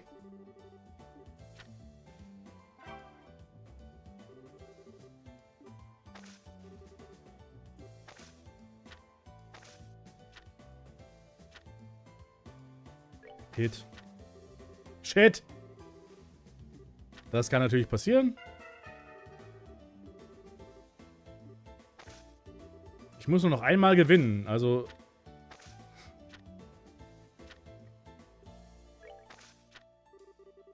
Alter!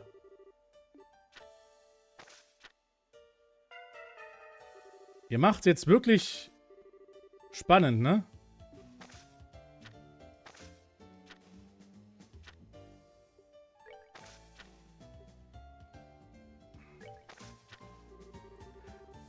Okay, ich habe verloren.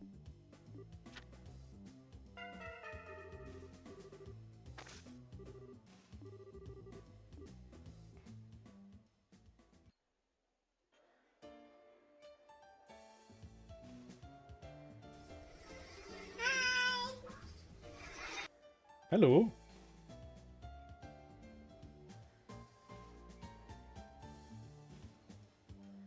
Ich habe mich wieder erschrocken über neuen Follower. Passiert so selten. Hallo und herzlich willkommen. Well, that was a letdown. If that's all you're capable of, even if I did convince Jack to challenge you, you'd lose against him anyway. Well, as harsh as this will sound, rules are rules. You're gonna have to leave for the day. But only for the day. Come back once you've managed to brush up your skills, okay? Lower difficulty and try again? Okay, wir versuchen das nochmal.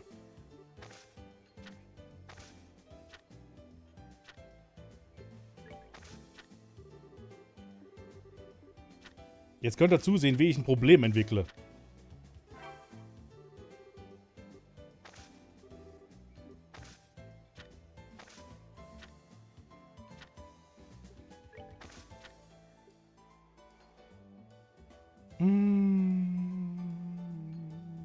Stand.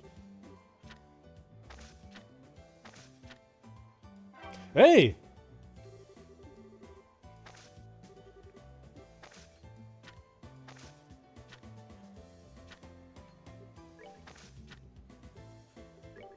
Nee, 18 ist in Ordnung. Okay.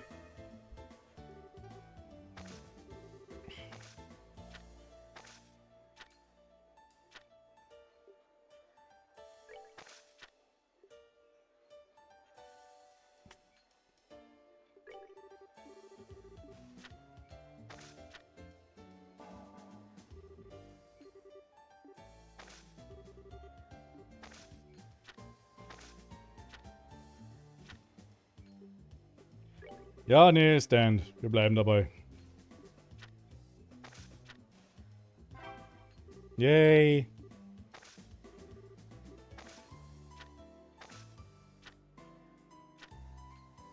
Die Karten sind aber ganz schick. Hätten wir mal...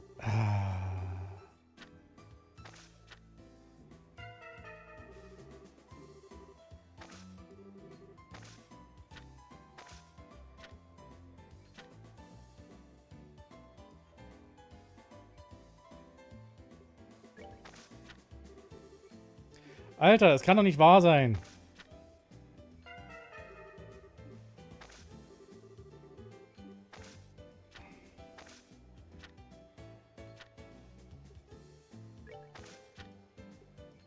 Jetzt aber, Stand. Wir bleiben dabei.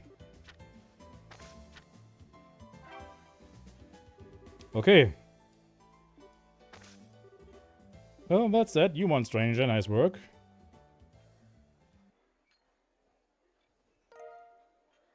Learned Recipe for Tom Yum Goong. Und 5000 Mirror haben wir auch bekommen.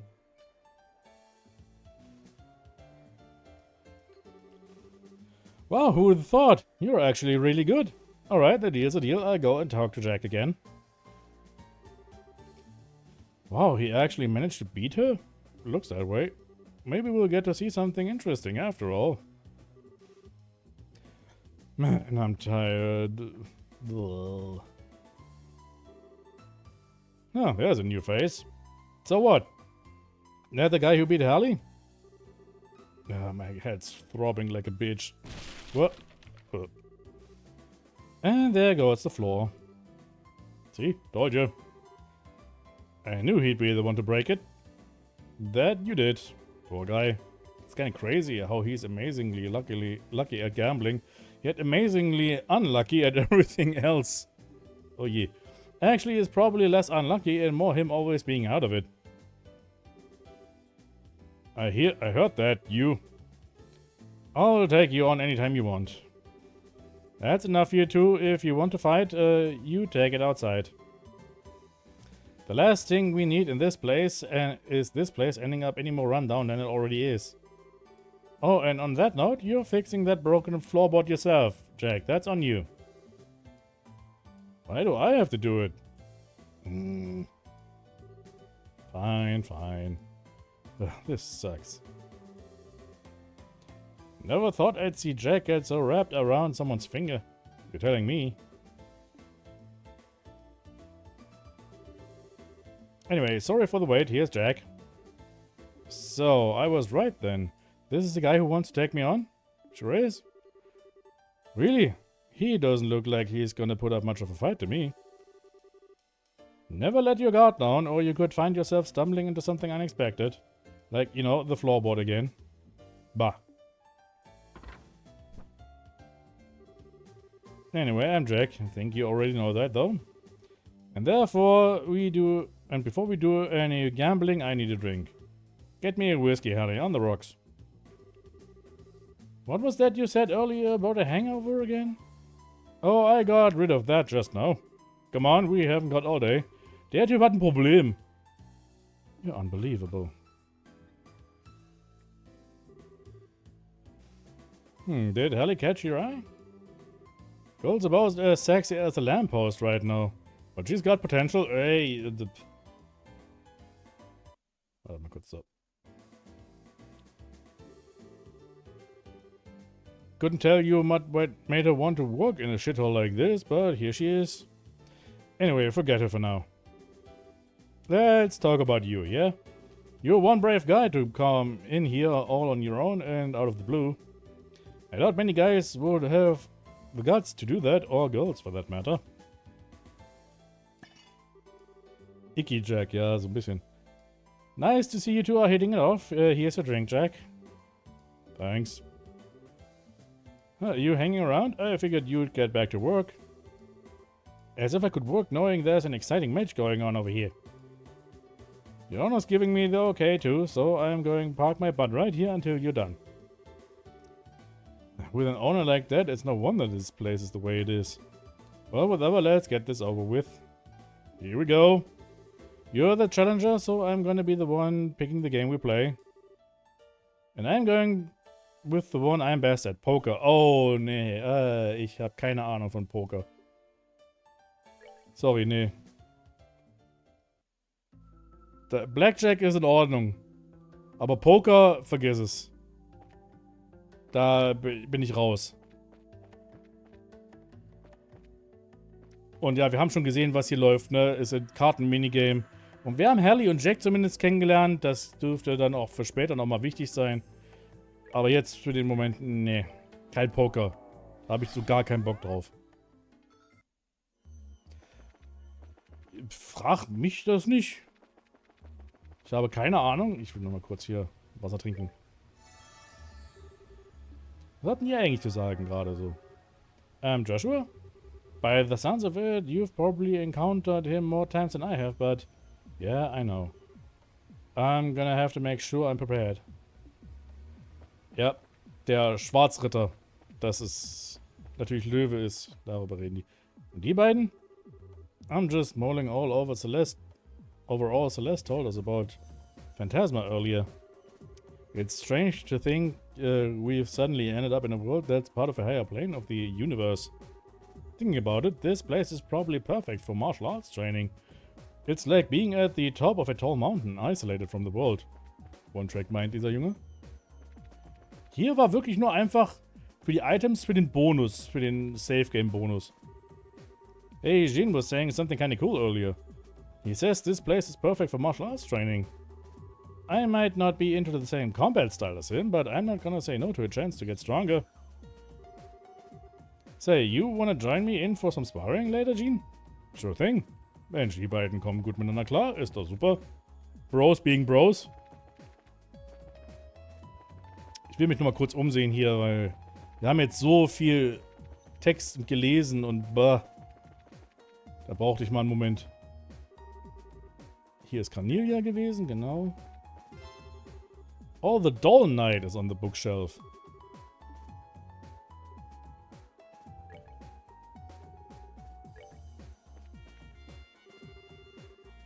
I understood the gist of what Celeste was saying, but that doesn't really explain why there are all these books here. Especially so many of them. Something's not clicking with me. Oh, look at this weird one. Weird one? What's it called? From Fat to Fit. By Gilbert Stein? What Gilbert?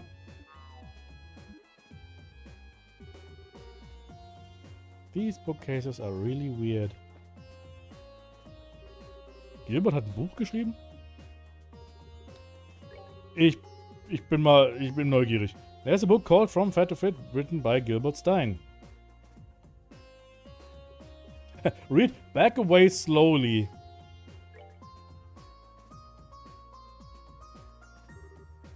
Well,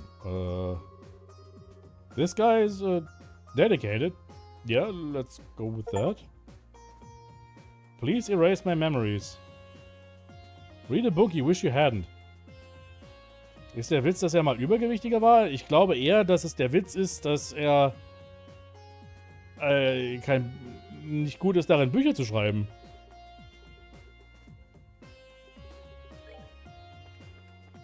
Ich meine, wenn er sagt vom Fat to Fit, dass er einfach dass er abgenommen hat und dann Tipps gibt, wie das geht, ist ja an sich nichts Schlechtes, aber würdest du den Tipps von Gilbert trauen? Also ich würde nicht sagen, dass ich jetzt irgendwie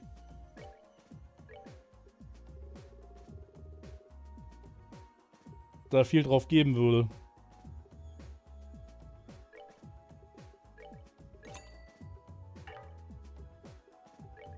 Ich habe übrigens übel viel Kohle, weil ich jetzt wer weiß, wie viele Sepith mal verkauft habe.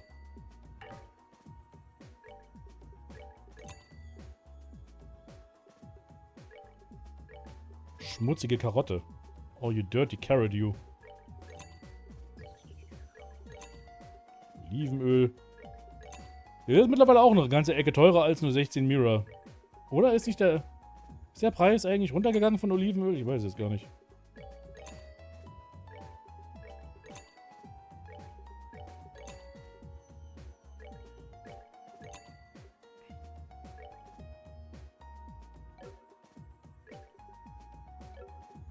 Okay, das Zeug ist einfach zu teuer. Ich habe mir einfach jetzt erstmal Sachen geholt. Unten noch jemand? Oh, hi Annelies. So you like plushies too, huh, Ren? We're gonna have to sit and talk about them later then. I need to find just about how much. Okay. Habe mir nie Olivenöl besorgt. Normales Öl fürs Kochen war während der Pandemie ausverkauft und deswegen teuer gewesen. Na, ich habe Olivenöl halt für Salate und sowas bei mir immer da. Deswegen, also ich weiß nicht, wie teuer es jetzt ist. Zum Braten sollte man Olivenöl sowieso nicht nehmen. Olivenöl kommt an Salat. Nicht in eine Pfanne. Okay. Haben wir noch die Zeit für ein Moondor?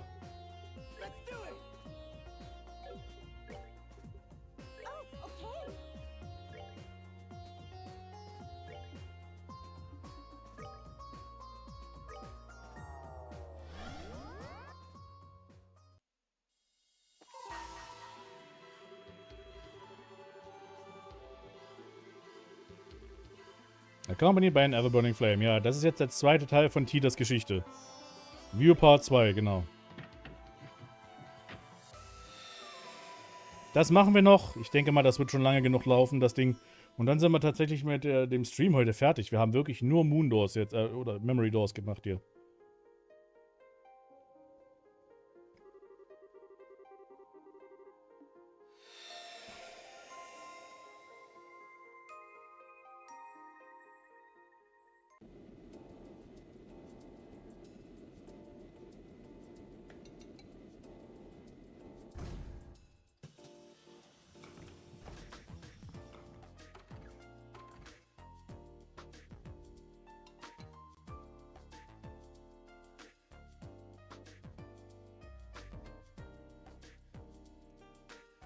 Jetzt werden wir sehen, wie Titas Mutter versucht, Agate umzubringen, glaube ich. But, can't believe I'm going through with this. I should have never given in to pressure and promised to come here once a month in the first place. Having to adjust my schedule all the time just so I can come all this way to eat is such a pain in the ass. But well, whatever, I do owe her, I guess.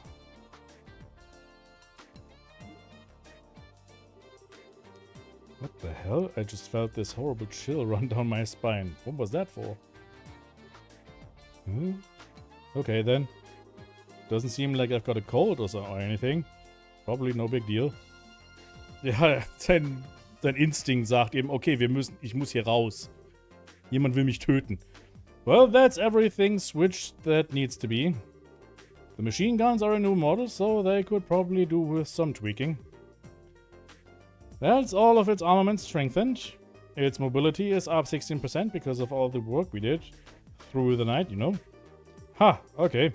I think we should leave it like this for now and take some data as is before we start doing anything else. Works for me. Ordinarily, we just settle for testing whether it can perform basic action at this stage, then call it a day. But thanks to all of Tita's help, it's ended up relatively complete for a prototype. I think we could probably get away with doing a simple combat test using it even. And we should too. Uh-oh. After all, it just so happens that we have the perfect guinea pig for it coming. Und da ist Tita, das Guinea Pig. Mom, Dad, Morning, Tita. Did you sleep well? Yeah, I'm feeling great.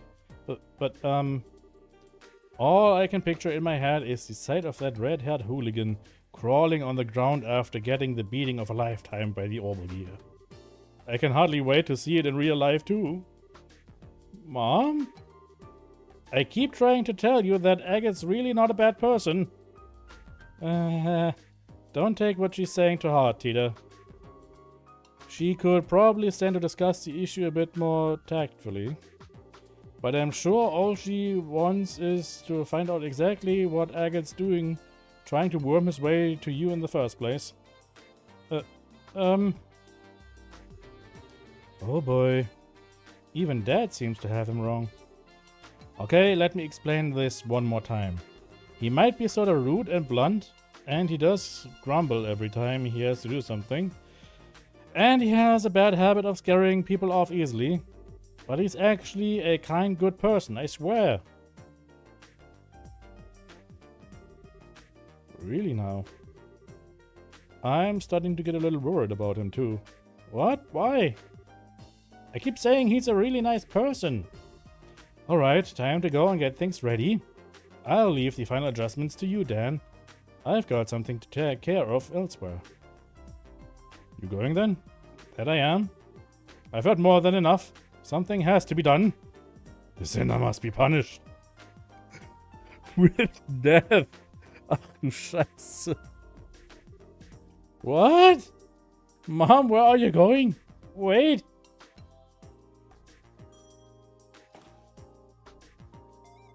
Ach du meine Güte, diese Frau. Ja. Mom. What in Adios' name is happening here? Are you alright? Olive. What was Erica in such a hurry for? Well, it's time. It's for the testing to begin. You're not much less of an overprotective parent than she is, I'll have you know. Ja, vielleicht ist Dan auch nicht viel besser. Er lässt das Ganze ja auch zu, ne?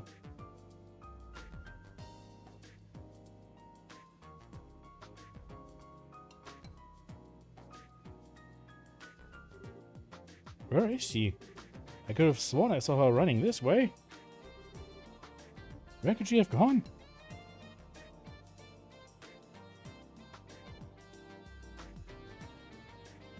Und da ist Agate. Probably shouldn't have arrived so early.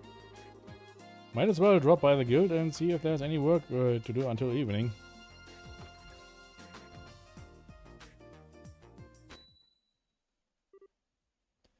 What? Was that just my imagination? Alter, das ist ein Horrorfilm, den wir hier gerade haben. The second I walked in the door, I felt like my life was in mortal danger.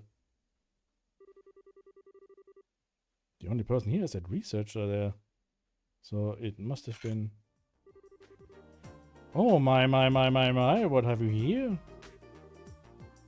If it isn't Agate Cross... No. Haha, I pity you. I really do. Come again? I've never dreamed my target would come wandering in nonchalantly while I was making the necessary preparation for his execution. But that makes things easier for me. Now I can tell you what I want directly. We've prepared a most perfect place to die for you over at the central factory. So come along. There's not a moment to waste. Who are you? You here to pick a fight with me or something? Not at all. This is a completely legitimate request I've made to the guild. Or more specifically to you. Like hell you did. No request like that would ever get accepted here. If you want to submit a request to the guild, you're gonna have to come up with something a little better than that. Und Killiker steht daneben und das hat nichts mit mir zu tun. Ich bin einfach nur hier. Ich bin der Rezeptionist. Ich mach meinen Job nur. Ihr macht euer Ding. Oh, you pitiable flea. I figured you were a little thick-headed, but I didn't think your general IQ would be quite this low. You need to be more aware of your sins. What does this woman have against me? Her eyes are scaring the shit out of me. Clean out those ears of yours and listen well, moron. This request is about testing the capabilities of the orbital gear by comparing it to you in a variety of situations. Which means that by helping us, we'll be able to improve it. Ah, and in the process, maybe the unforgivable sins you've committed shall be... Just what are you rambling about, woman? Maybe you didn't get the memo, but the Bracer Guild exists to help people who really need it. We don't exist to just do any old thing someone feels like asking us to do. So I really haven't got time to be messing around with some crazy time waster. Hehe. Is that the real reason you don't want to do this? Or are you just scared? Say that again. Ich sag's euch, wir gucken gerade bei einem Snuff-Film zu. I can't find her anywhere in the town at all. And she hasn't gone home. Just where could Mom have run off to? It's not my fault you're not listening to me. As I said, if you help with these tests, I might even be gracious enough to consider reducing your punishment. A little. That sounds like Mom. Could she be in the guild? If you want to help that much. Tita? Agate? What are you doing with what? Oh, and one more thing I want to ask very clear right off the bat. Make very clear right off the bat. Do not get within 1 Celsius radius of my sugar-powdered donut under any circumstance. Ich will nichts von deinem sugar-powdered Donut wissen. Das geht nur dich und Dan was an. Aber Tita ist auch hier. Are we clear, you shameless hoodlum? Wait a sec. Whoosh. Zoom. The hell? What just happened there? She just up and ran off with Tita? I hope I didn't just witness her getting adopted by someone dangerous. You don't need to worry about that. Danke, dass du auch was sagst. Sup, Gilliker? Her name is Erica Russell. She is Tita's mother. Her mother? That is Tita's mother? You gotta be kidding me. Her parents came back here from abroad about 2 weeks ago now. Erica and Dan Russell. Their arrival was somewhat unconventional, admittedly. But they really are Tita's parents, I can assure you of that. You're trying to tell me that woman is related to her by blood? And with that mystery solved, would you mind if we got right to discussing work matters? Oh, yeah, lay it on me. I am free until this evening, so if you've got any quick jobs that need doing, I can knock them out for you. Well, first, there's this one from the central factory. They're requesting assistance with a variety of tests for a prototype of a new weapon called the Orbital Gear. Orbital Gear? Metal Gear? Hold up a minute, that sounds familiar. The guild has officially accepted the request that Erica mentioned to you earlier. It has your name on it, in fact. I can't believe this. She actually submitted that as an official request? I don't know much more about this Orbital Gear than you do, I'm afraid. She merely described it as a weapon that combines the finest of the world's orbital technology. It's being developed by the entire Russell family together to boot. The location you'll need to go is Zeiss Central Factory. A new weapon. Wait a second. She said the whole Russell family? You said the whole Russell family, right? Not just the adults? Please tell me Tita isn't involved in this crap. I couldn't tell you, she didn't say. I've heard Tita was about to graduate from being an apprentice to become a full-fledged engineer though, so perhaps she is. Would her involvement be a problem to you, Agate? Well, no, but I've never met her parents. I've only heard about them from Tita, so it's not like I could pretend to know what they're like. But her mom's nothing like she made her sound. She seems kinda messed up in the head. If that Kook's got Tita involved in developing some kind of new weapon. Ach du meine Güte, jetzt gibt's hier wirklich übel einfach Missverständnisse auf allen Seiten. Put that request on hold for now, Killiker. On hold? Don't give it to anyone else for now, I assume you mean? Yeah. I'm gonna go and find out what's going on. Don't even think of giving it to anyone else before I'm back.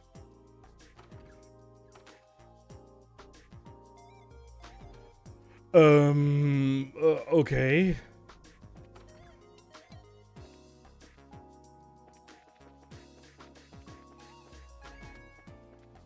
Nee, ich wollte nicht in die Bar reingehen. Ich wollte... Wo ist das Haus von... In Russells? Hier ist das Haus, ne? Ich glaube, hier muss ich hin. Oder auch nicht? Wo muss ich hin?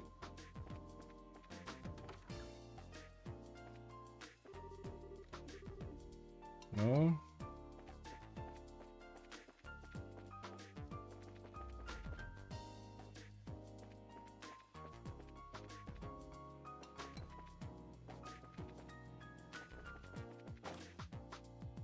Muss ich hier hin?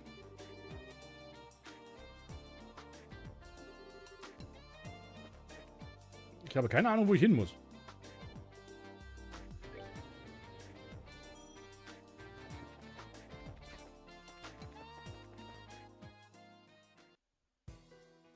Nicht hierhin. Das ist der Tunnel.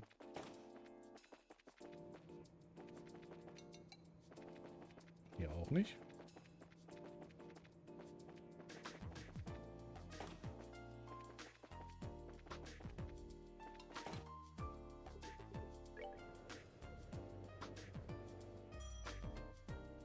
Hättet ihr mir nicht wenigstens sagen können, wo ich hin muss?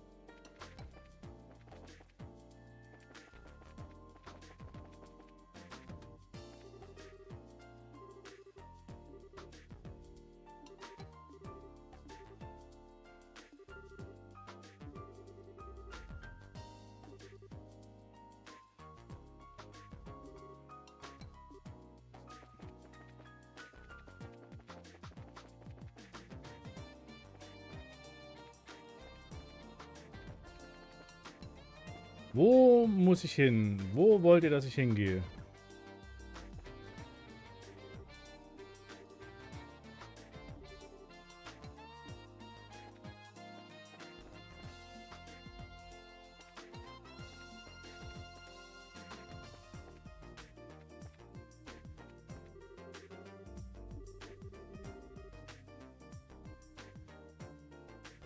Okay, er muss zur Central Fact. Okay, sag das doch! Sag mir doch, wo ich hin muss. Einfach nur in der Textbox würde ja schon ausreichen. Eine einzelne.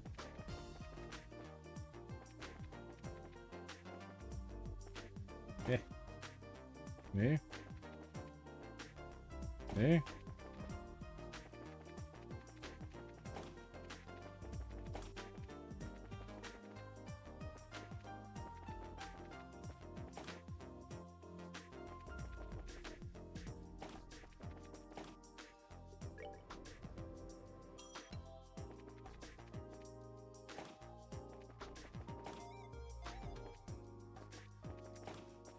Wo ist der? Alter, wo muss ich hin?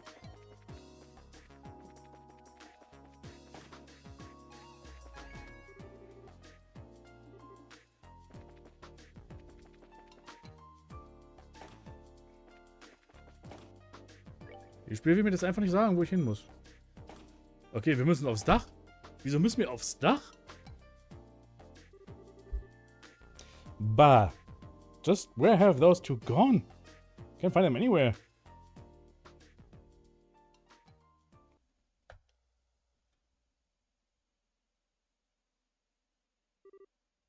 Hey there.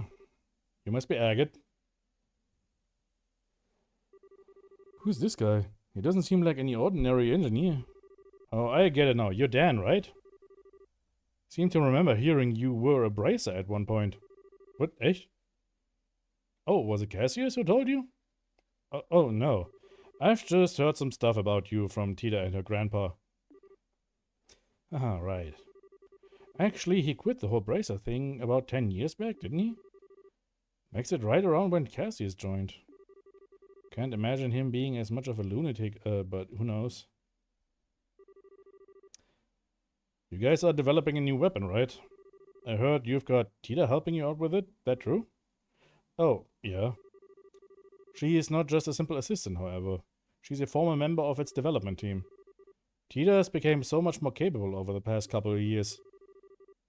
I don't even feel like there's really all that much I can teach her anymore. I was right. What the hell have you guys got your own kid doing? I know you're busy and that you can't afford to be back home here that often. And I know the little squirt loves Orbotech, so part of me gets why you'd wanted to help with whatever new stuff you got in the works. But that doesn't make it okay to let someone that young work on developing a new weapon. Use some goddamn common sense, man.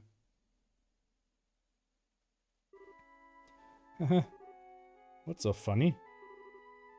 Agate, do you trust her? What's trust got to do with this?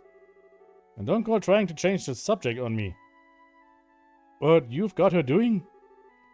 I've heard a lot about you since coming back here. And with that, there's just one question I want to hear the answer to from you directly. Now, it's my understanding that you've been keeping her company quite often while my wife and I were away. Is that because you feel she's unreliable? Or maybe just a coincidence? Or is there some other reason? Just what have you been trying to achieve by being with her so much? What? I wasn't trying to achieve anything. Guess if I had to give an answer. There's no denying how much she's helped me. I'll admit, at the start she seemed like she could do jack all, and I stuck around to protect her. But she never actually needed it. She's ended up doing way more for me than I ever did for her in the end. So yeah, I guess when I put it that way, I do trust her. Your daughter's pretty damn amazing. I see. Okay, so he doesn't seem to have as many screws loose as his wife. I can probably give him a pass, right? Look, I'm guessing there's some special reason Tila ended up involved in developing that weapon of yours, right? You mind telling me what it is? Yeah, there is. Well, I suppose it couldn't hurt to tell you. You're familiar with Ren from Ouroboros, right? Yeah. The crazy strong little girl with the huge robot. Couldn't forget her if I tried. Tila told us that she's friends with that girl. Which sounds insane, I know. Nah, it's not. She doesn't talk about it, but I know she is. Feels like she's going to unnatural lengths to avoid the issue even coming up, too. That makes explaining this a little simpler.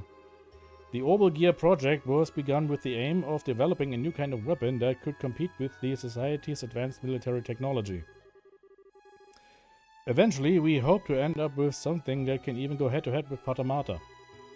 As soon as she heard about what we were planning to do, Tita told us that she wanted to be part of it, of her own volition.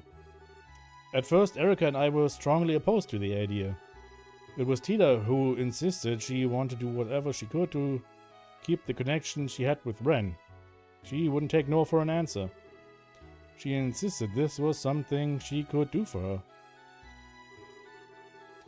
From my perspective, her intention isn't actually to talk Ren down or anything like those lines.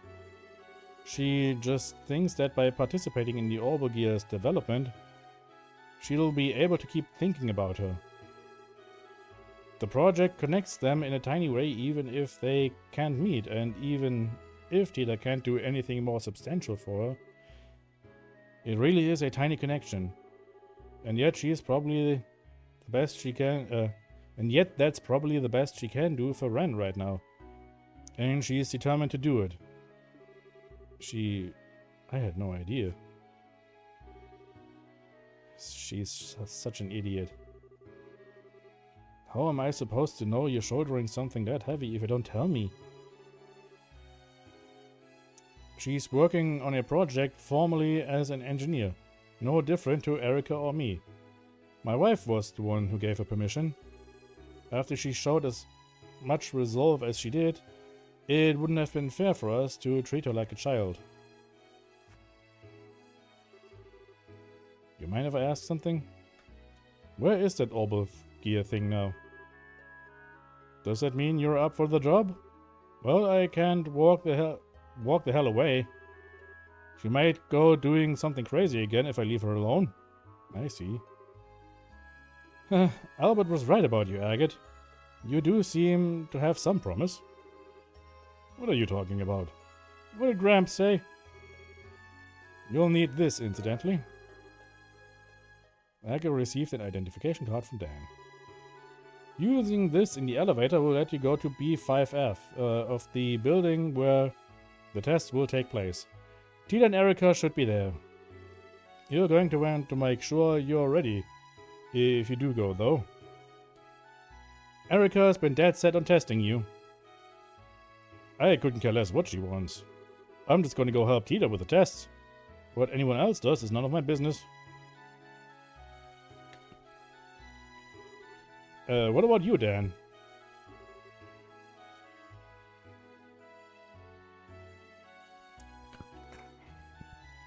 You ain't coming? Don't mind me. I'll be there. Der bleibt einfach damit weg, damit er diese traumatische Erlebnisse jetzt nicht auch noch sehen muss. And just so we're clear, I haven't decided to accept you myself yet. Accept me as what?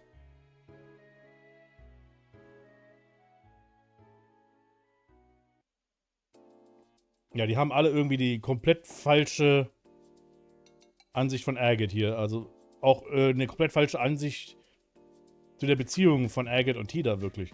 I guess this is the place? Wait, is that it?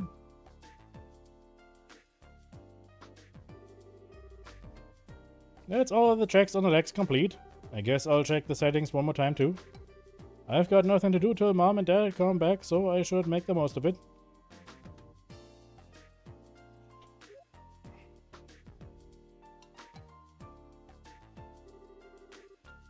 I thought it was going to be an orbital cannon. I can't believe you're making a robot as nuts as this. Agate? What are you doing here? Is it because of Mom? Did she ask you to come here? I'm so sorry. Mom and Dad seem to have got you all wrong. I keep trying to explain to them that you're really what you really like, but they never listen to me. It's not a big deal. I ain't here because your mom asked me to come anyway. You're not? Well, I heard you were working pretty hard down here, like as a proper engineer. So I figured I'd come and join you as my way of showing my support, I guess. Helping with these tests is an official request anyway, so it works out. Hehe. Okay, let me give you a brief rundown of the orbital gear then. The prototype's most distinguishing characteristic is that the pilot can climb inside and operate it directly from within. Das ist ein Mech. Ja, das ist ein Metal Gear, wie du ja auch eben gerade sagst. It hasn't been decided for sure the final model will necessarily be like this, though. Oh, and then there's how it reaches its maximum mobility. Come over here for a minute. Sure. We've designed a new walking system to increase its mobility substantially, you see? Ordinarily, bipedal robots require two units that control their posture and center of gravity, which work in tandem with one another to walk. But this approach really drains system resources across the whole archaism. The way we've chosen to resolve this is blah, blah, blah, blah, blah, blah, blah, blah. Huh? What the hell? Mom, how long have you been here? So, you've decided to assist me with the tests, have you, Agate Krosner? You're so sweet. Does that mean you finally accepted your sins and have come to repent? I have no freaking clue what you're talking about. You are trying to get close to Tida thinking I wasn't there, weren't you? Das Ding sieht sogar leicht aus wie der Metal Gear aus dem zweiten Teil. Also meinst du jetzt das alte Metal Gear, oder? Den ganz alten Metal Gear. Nicht Metal Gear Solid, sondern Metal Gear 2.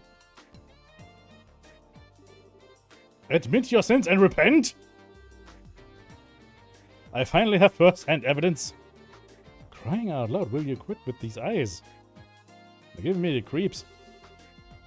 He might be completely useless when it comes to technology, but he's got potential, don't you think? You might just be right. Have to admit, there were concerns. But I can appreciate that he at least tries to follow subjects he doesn't understand instead of outright refusing to listen to them. Ja, uralt Metal Gear 2, genau, ja. Stimmt, ein bisschen sieht es auch wirklich tatsächlich so aus, wenn ich so richtig in Erinnerung habe. What are you two doing up there? Especially you, Dan. You were just up on the roof with me a minute ago. I did tell you I was going to watch a test, didn't I? Well, here I am. I can't work out what he's thinking any more than I can his wife. Don't you dare ignore me, Agate Krosner.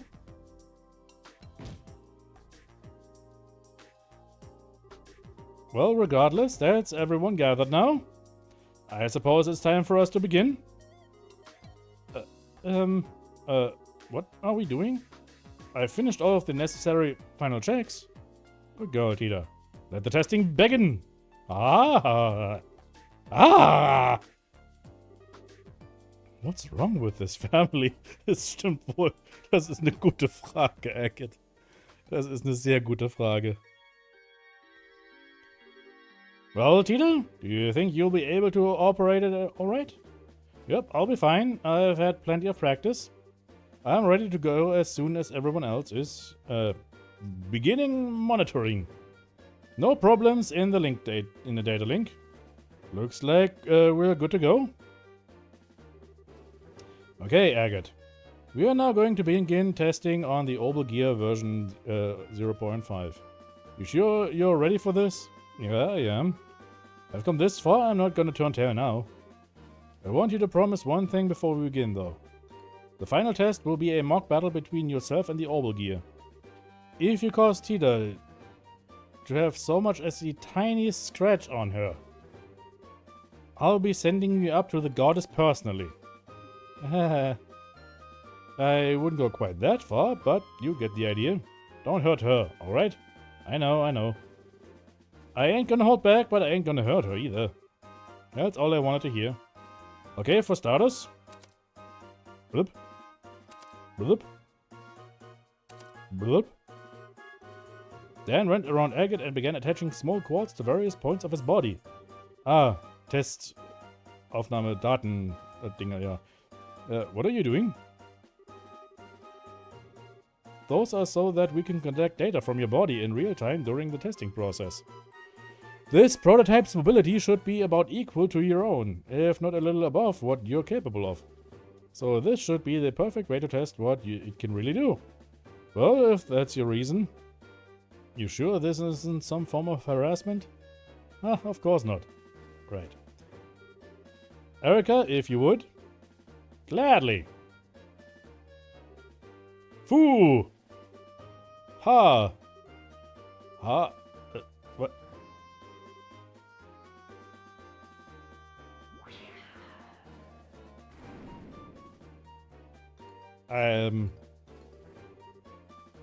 What am I even watching here? Das ist genau meine Frage auch gerade gewesen. That's Erica's success dance. She always does it before every big test or experiment. Sure. Alrighty, I'm ready. Was für ein... Tap, tap, tap, tap, tap, tap, tap, tap, tap. Setup complete. I can't believe you still do that after all this time. It's not like it actually has any practical effect either. If you look at the data from all the tests she's done collectively, there's no difference in the odds of success, whether she does it or not. Let me take care of that. Fire! What the... As you can see, it's best to leave her alone when she gets all fired up like this. I'm feeling exhausted already and we haven't even started yet. Was für eine komische Szenerie, die sich hier uns gerade offenbart. Es ist... ja. The first test is a simple race. We're going to be doing 3 laps of the course and the first to the finish line wins. There are obstacles in the way too, so just, you know, be careful with those. Are you ready, Agate? Ready as I'll ever be. Let's get this started. I'm here for work, bla bla bla, so you are. Well, take your positions. Muss ich das jetzt auch spielen? Ready, go! Nee, okay, es ist eine Cutscene. Und jetzt gibt's unglückliche Unfälle?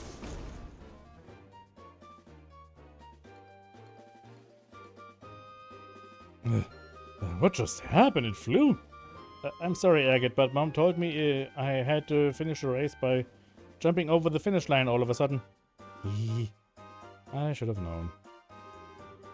Mind you, it's not like jumping was against the rules of the race, and we wanted to collect the data from it too. I'd say you've only got yourself to blame for getting cocky, wouldn't you?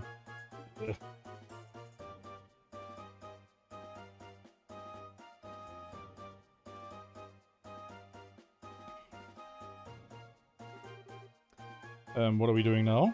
This is a test of the Orbital Gear's precision. What I want you to do is to place the 4 colored drum cans on their corresponding tiles on the floor. It'll be harder than it looks, don't assume this is going to be a snap. If I lose this, I'm never going to hear the end of it, of how I'm a clumsy excuse for a human, am I? Alright, let's get started then. Begin.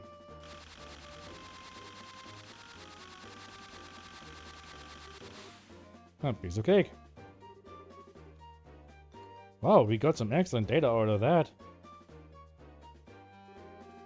Well done, Tita. You did a wonderful job operating it. Hehe. The adjustments Dad made all the difference, really. His tuning of the actuators was perfect. I don't doubt that. He's always been good at handling these things. The arms have acceleration control now too. Man, was there even any point in me being here if you're just gonna ignore me? Well, that test was just about collecting data. It really didn't matter who won. Still. That's not true for the next one. Aha! Now the real fun begins.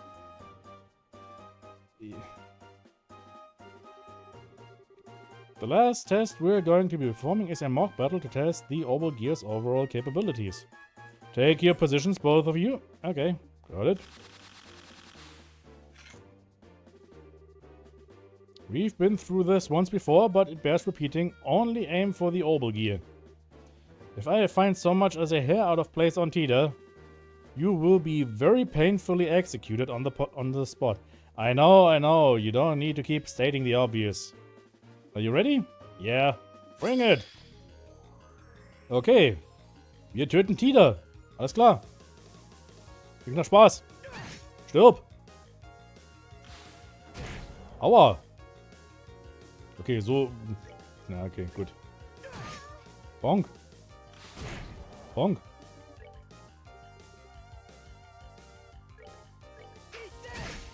Bonk.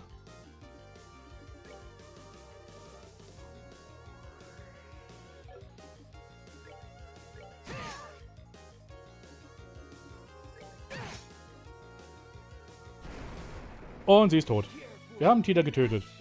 Die wir im Hauptspiel haben, ist einfach nur ein Geist, diesen Zombie.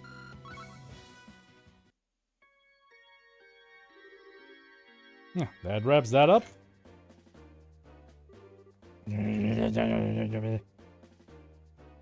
You cheated. You totally cheated. Cheated? How? You're full of shit. I am not. I have pooped before I came here. You used some kind of invisible special power. You must have. Like hell I did. Alright. Well, I think it's only fair to call this Agate's victory. Ey, das ist doch das... Haben die das... Hat das später dann Dings geklaut? Bravely Default. That was the last of the tests, right? Request fulfilled then. My work here is done. Silly me, I nearly forgot then. Didn't you say you wanted a one-on-one fight against this red-headed ruffian yesterday? Did I? Alright, I did. Cassius told me a little about him, so I'd like the opportunity at some point. What? I had a bad feeling about this. You're the best. Go get your weapon. It doesn't necessarily have to be now. No, you're doing it now. No time to waste. Alright. I'll leave things here to you, Erika. Alter, diese Frau, es ist ja auch wirklich... Don't think this is going to be easy either. He might have been forced to retire because of an injury, but he's still very strong. He's the one who taught Cassius the basics of fighting with the staff 10 years ago even. Seriously? Cassius then went on to perfect the art of using one to fight himself, admittedly. But that should give you an idea of just how strong my awesome hubby is, surely. Hey, sie liebt ihren Ehemann zumindest, das ist schon mal schön. Now I really don't want to back down. Hey, wait a sec. The test's over, my work is done. Why am I stuck doing another completely unrelated fight? Your work's not done until I say it is, bucko. Oh yeah, while we're waiting for Dan, I need to check Tita hasn't got any injuries. Because if she has, you know what's gonna happen. Come on down, Tita. What's wrong, sweetie? I kinda can't. Some weird error's coming up and I don't know what to do. Huh? What's going on? Oh no. No! Damn it, no!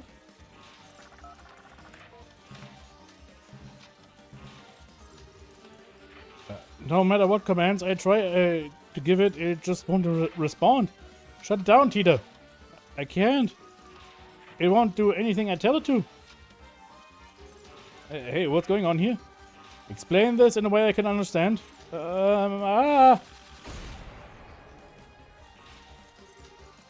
Tita, what's going on? Have you lost control of it? Agate, Run! Uh...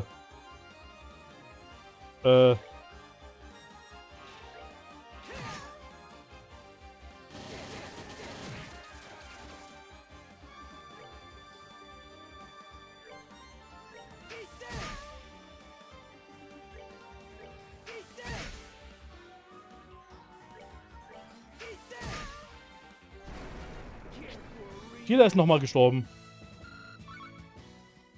Die ist jetzt doppelt tot. You doing okay? I've stopped it moving. Come on out. I can't. The seatbelt's stuck. Damn it.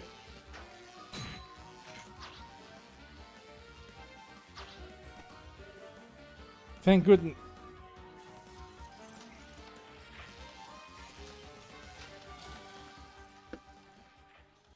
Oh je.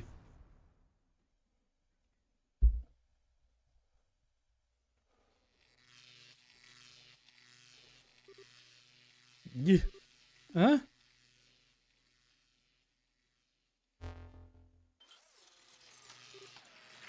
Tita!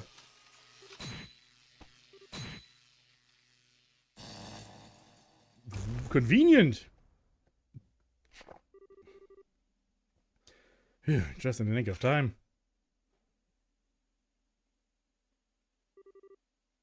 Are you two okay? Tita and I are fine, but... Oh! Agate! Agate! No! No, this is all my fault. All because of me, you... I'm so sorry. I'm always causing you nothing but trouble with my selfishness. If I just kept quiet, none of this would have happened. This is all my fault, all of it. If I hadn't said I wanted to get closer to Ren, I knew I couldn't really do anything for her. I knew this was just for my own satisfaction. This wasn't what I wanted to happen at all. I swear this wasn't what I was trying to do by getting involved in this project. But...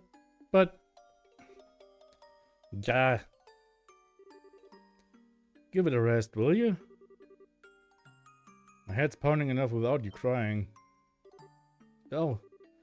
Agate? It'll take more than that to finish me off.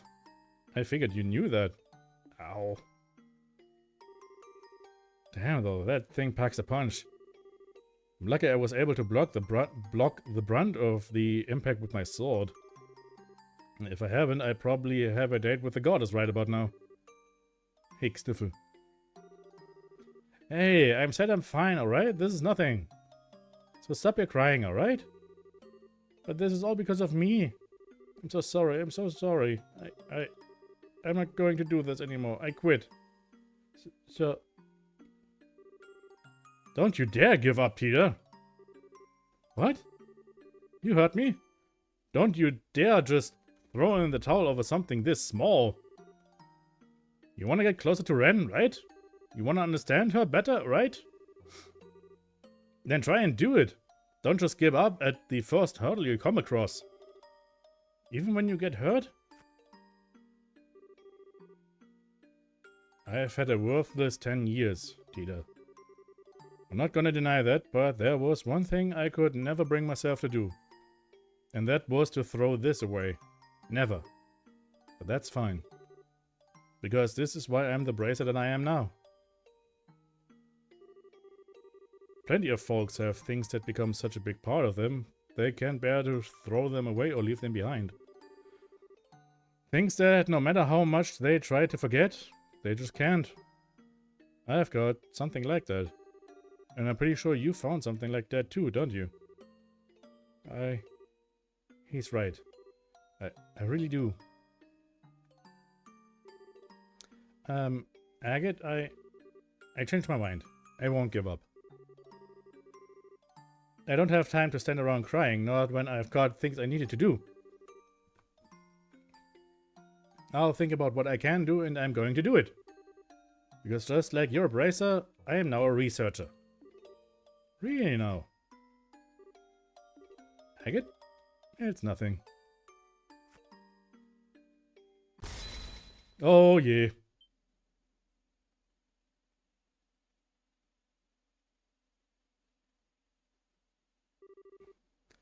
What's with the faces? It's all starting to make sense now. See? I told you. He's rude, he's thick-headed, he's got all the tact of a wrench to the groin. But there's promise in him. That there is. The preparations for it aren't quite finished. But I think it's time we get to the second phase of testing our red-headed friend right away. The hell are you talking about? It looks like I underestimated you, Agate. Tita seems to have come out of this unharmed, just as you promised. Oh, yeah. I'd like you to come to our house this evening. Huh? I thought coming over for dinner was why I was here in size to begin with. You'll be more than welcome. What's going on with him all of a sudden? Agate? Thank you so much again for earlier. You ended up having to protect me again. It's fine, it doesn't bother me. Still, sorry, but I think I'm going to have to pass on Today we're having a hot pot full of mushrooms and wild plants. And a soup with lots of seaweed. Mom and Dad finally seem to understand you better too, so this should really be fun. Now we all get to enjoy a nice hot pot together. Oh, right. I can hardly wait. Okay, ich dachte, es wäre jetzt vorbei, aber nee.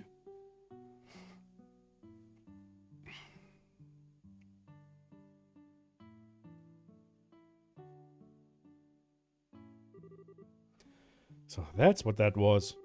I can't believe I didn't notice that when I was doing the final checks. This is all my fault. We don't know that for sure yet, Tita. Let's not jump to conclusions. No good comes from blaming yourself or feeling responsible before we know if you even had anything to do with it. Okay, still. Young man's voice. Yeah! Where the hell did this hammer come from? What's wrong with this place? That sounded like Agate. Really, probably just your imagination. Maybe. That reminds me, he should be here any minute now. I'd better go and warm up the food.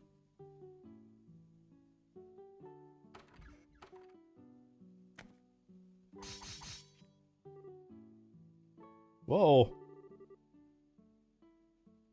Why'd a bunch of lances lances pop out of the ground? Erica? I think lances may have been overdoing it a tad. At least stick with concealed holes in the ground, won't you?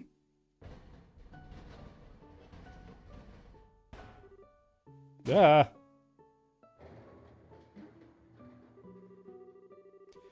How long are we looking at before he's able to make it here, might I ask? I was hoping to take this chance to have a man-to-man talk with him. Yeah, that only the goddess knows. Seems like he's putting up a good fight. But make no mistake, Agate Krosner. Our testing process has only just begun.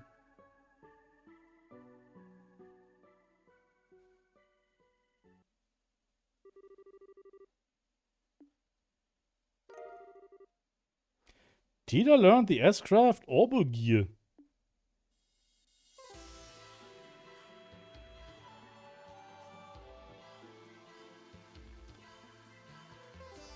Das war eine Menge, ja. Und vor allem ist einfach heilige Scheiße ist Titas Mutter einfach gruselig. Hieß es nicht, das war ein S-Craft oder ist es ein normales Craft? Nee, das ist ein normales Craft. Orbital Gear. Ich muss mal einen Kampf machen kurz.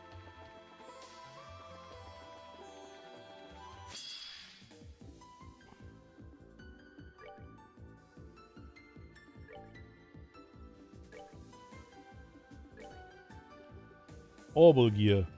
Removes accessory effects, but notes many elements.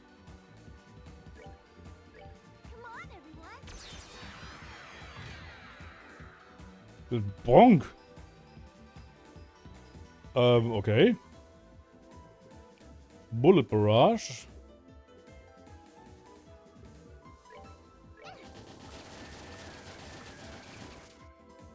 Mies. Okay, das hat ja schon mal super funktioniert.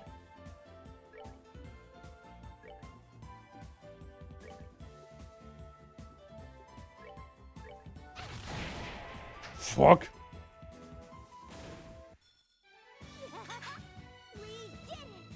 Ja, aber hey, Tina hat einen Mech. Warte mal, sie hat einen Metal Gear. Oder halt einen Orbital Gear. In diesem Fall. Und soweit ich weiß, ist das, wenn man jetzt Tina wirklich anständig ein bisschen hochlevelt und ihr auch mal Ausrüstung gibt und Orbmans anständiges. Weil sie hat jetzt ja gar nichts hier. Und ich glaube auch ihre Ausrüstung ist komplett veraltet, ne? Würde auch sagen, ja. Wenn man sie wirklich richtig aufpowert, anständig, dann ist dieser Orbital Gear wirklich einfach jenseits von Gut und Böse.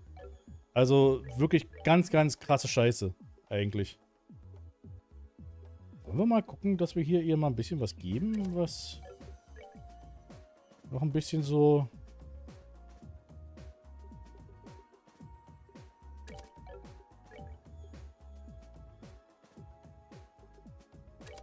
Zack.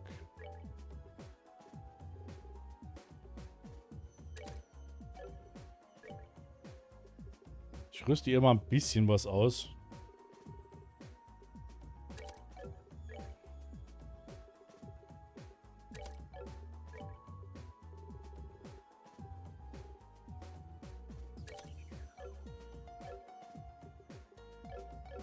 Wir haben noch ein bisschen Zeit, da kann ich jetzt mal...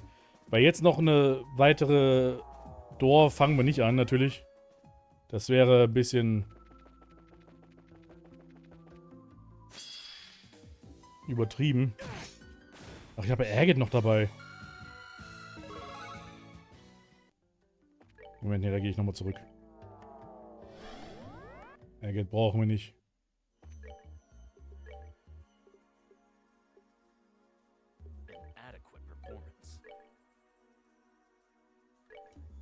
Was ich machen will, ist einfach Tila jetzt mal ein bisschen hochleveln und gucken, wie das dann aussieht mit dem Orbital Gear.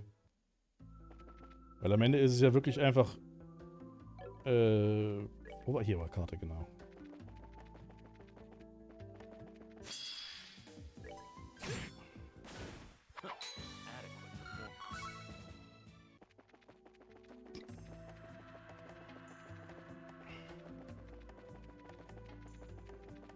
Wo sind hier mal ein paar dickere Gegner?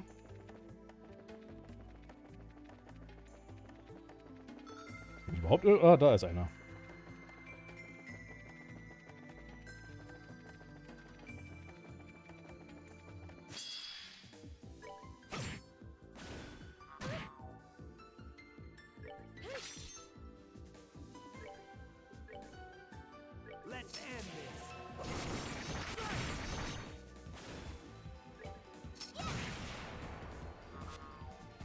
Ja, Tidas Ausrüstung müsste noch verbessert. Alter, nein!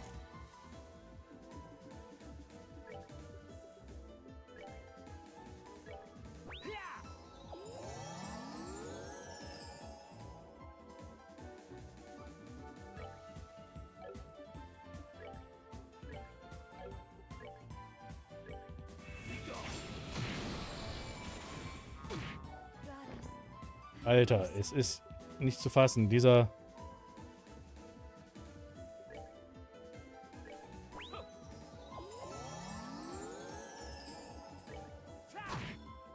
Versteinerungszustand Effekt ist wirklich einfach... Okay, das sind jetzt mal ein paar XP, die sie bekommt hier. Hat aber auch nur für 3 Level gereicht.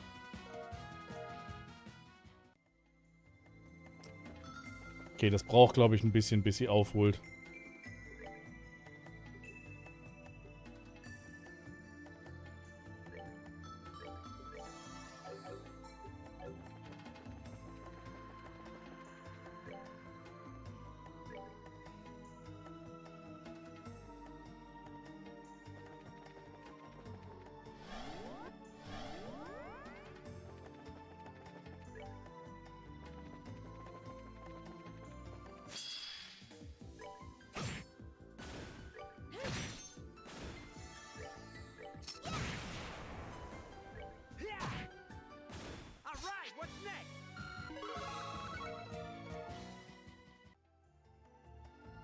Okay, also sie holt nicht so schnell auf, wie ich mir das jetzt gerade tatsächlich erwünscht hätte, aber das kann ich tatsächlich auch... Meine Fresse hat Richard viel HP.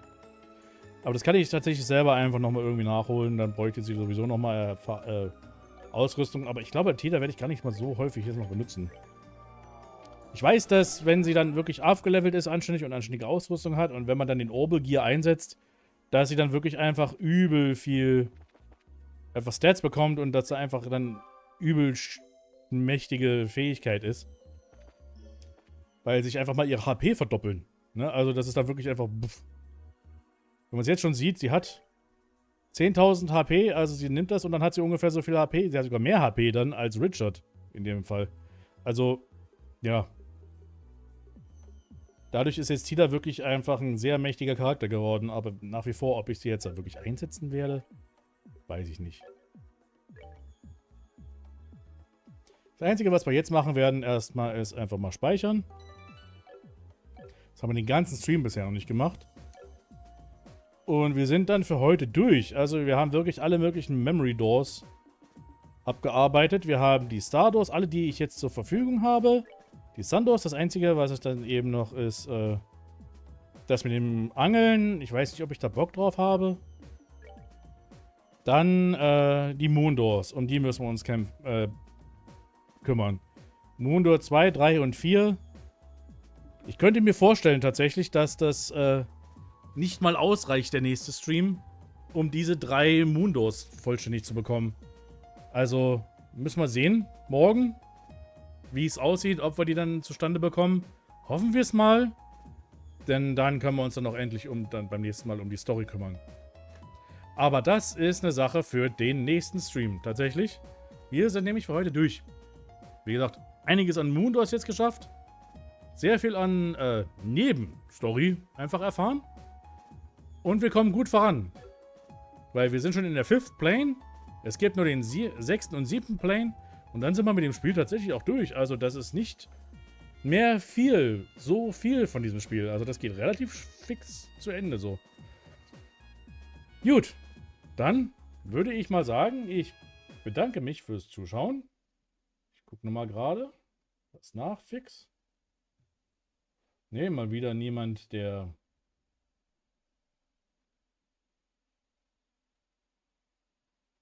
streamt, den ich raiden könnte. Mal wieder, leider. Aber das macht nichts. Ich sage einfach mal vielen Dank, dass ihr dabei wart. Und wir sehen uns dann morgen. Denke ich mal, dass es morgen ist. Dann, ciao.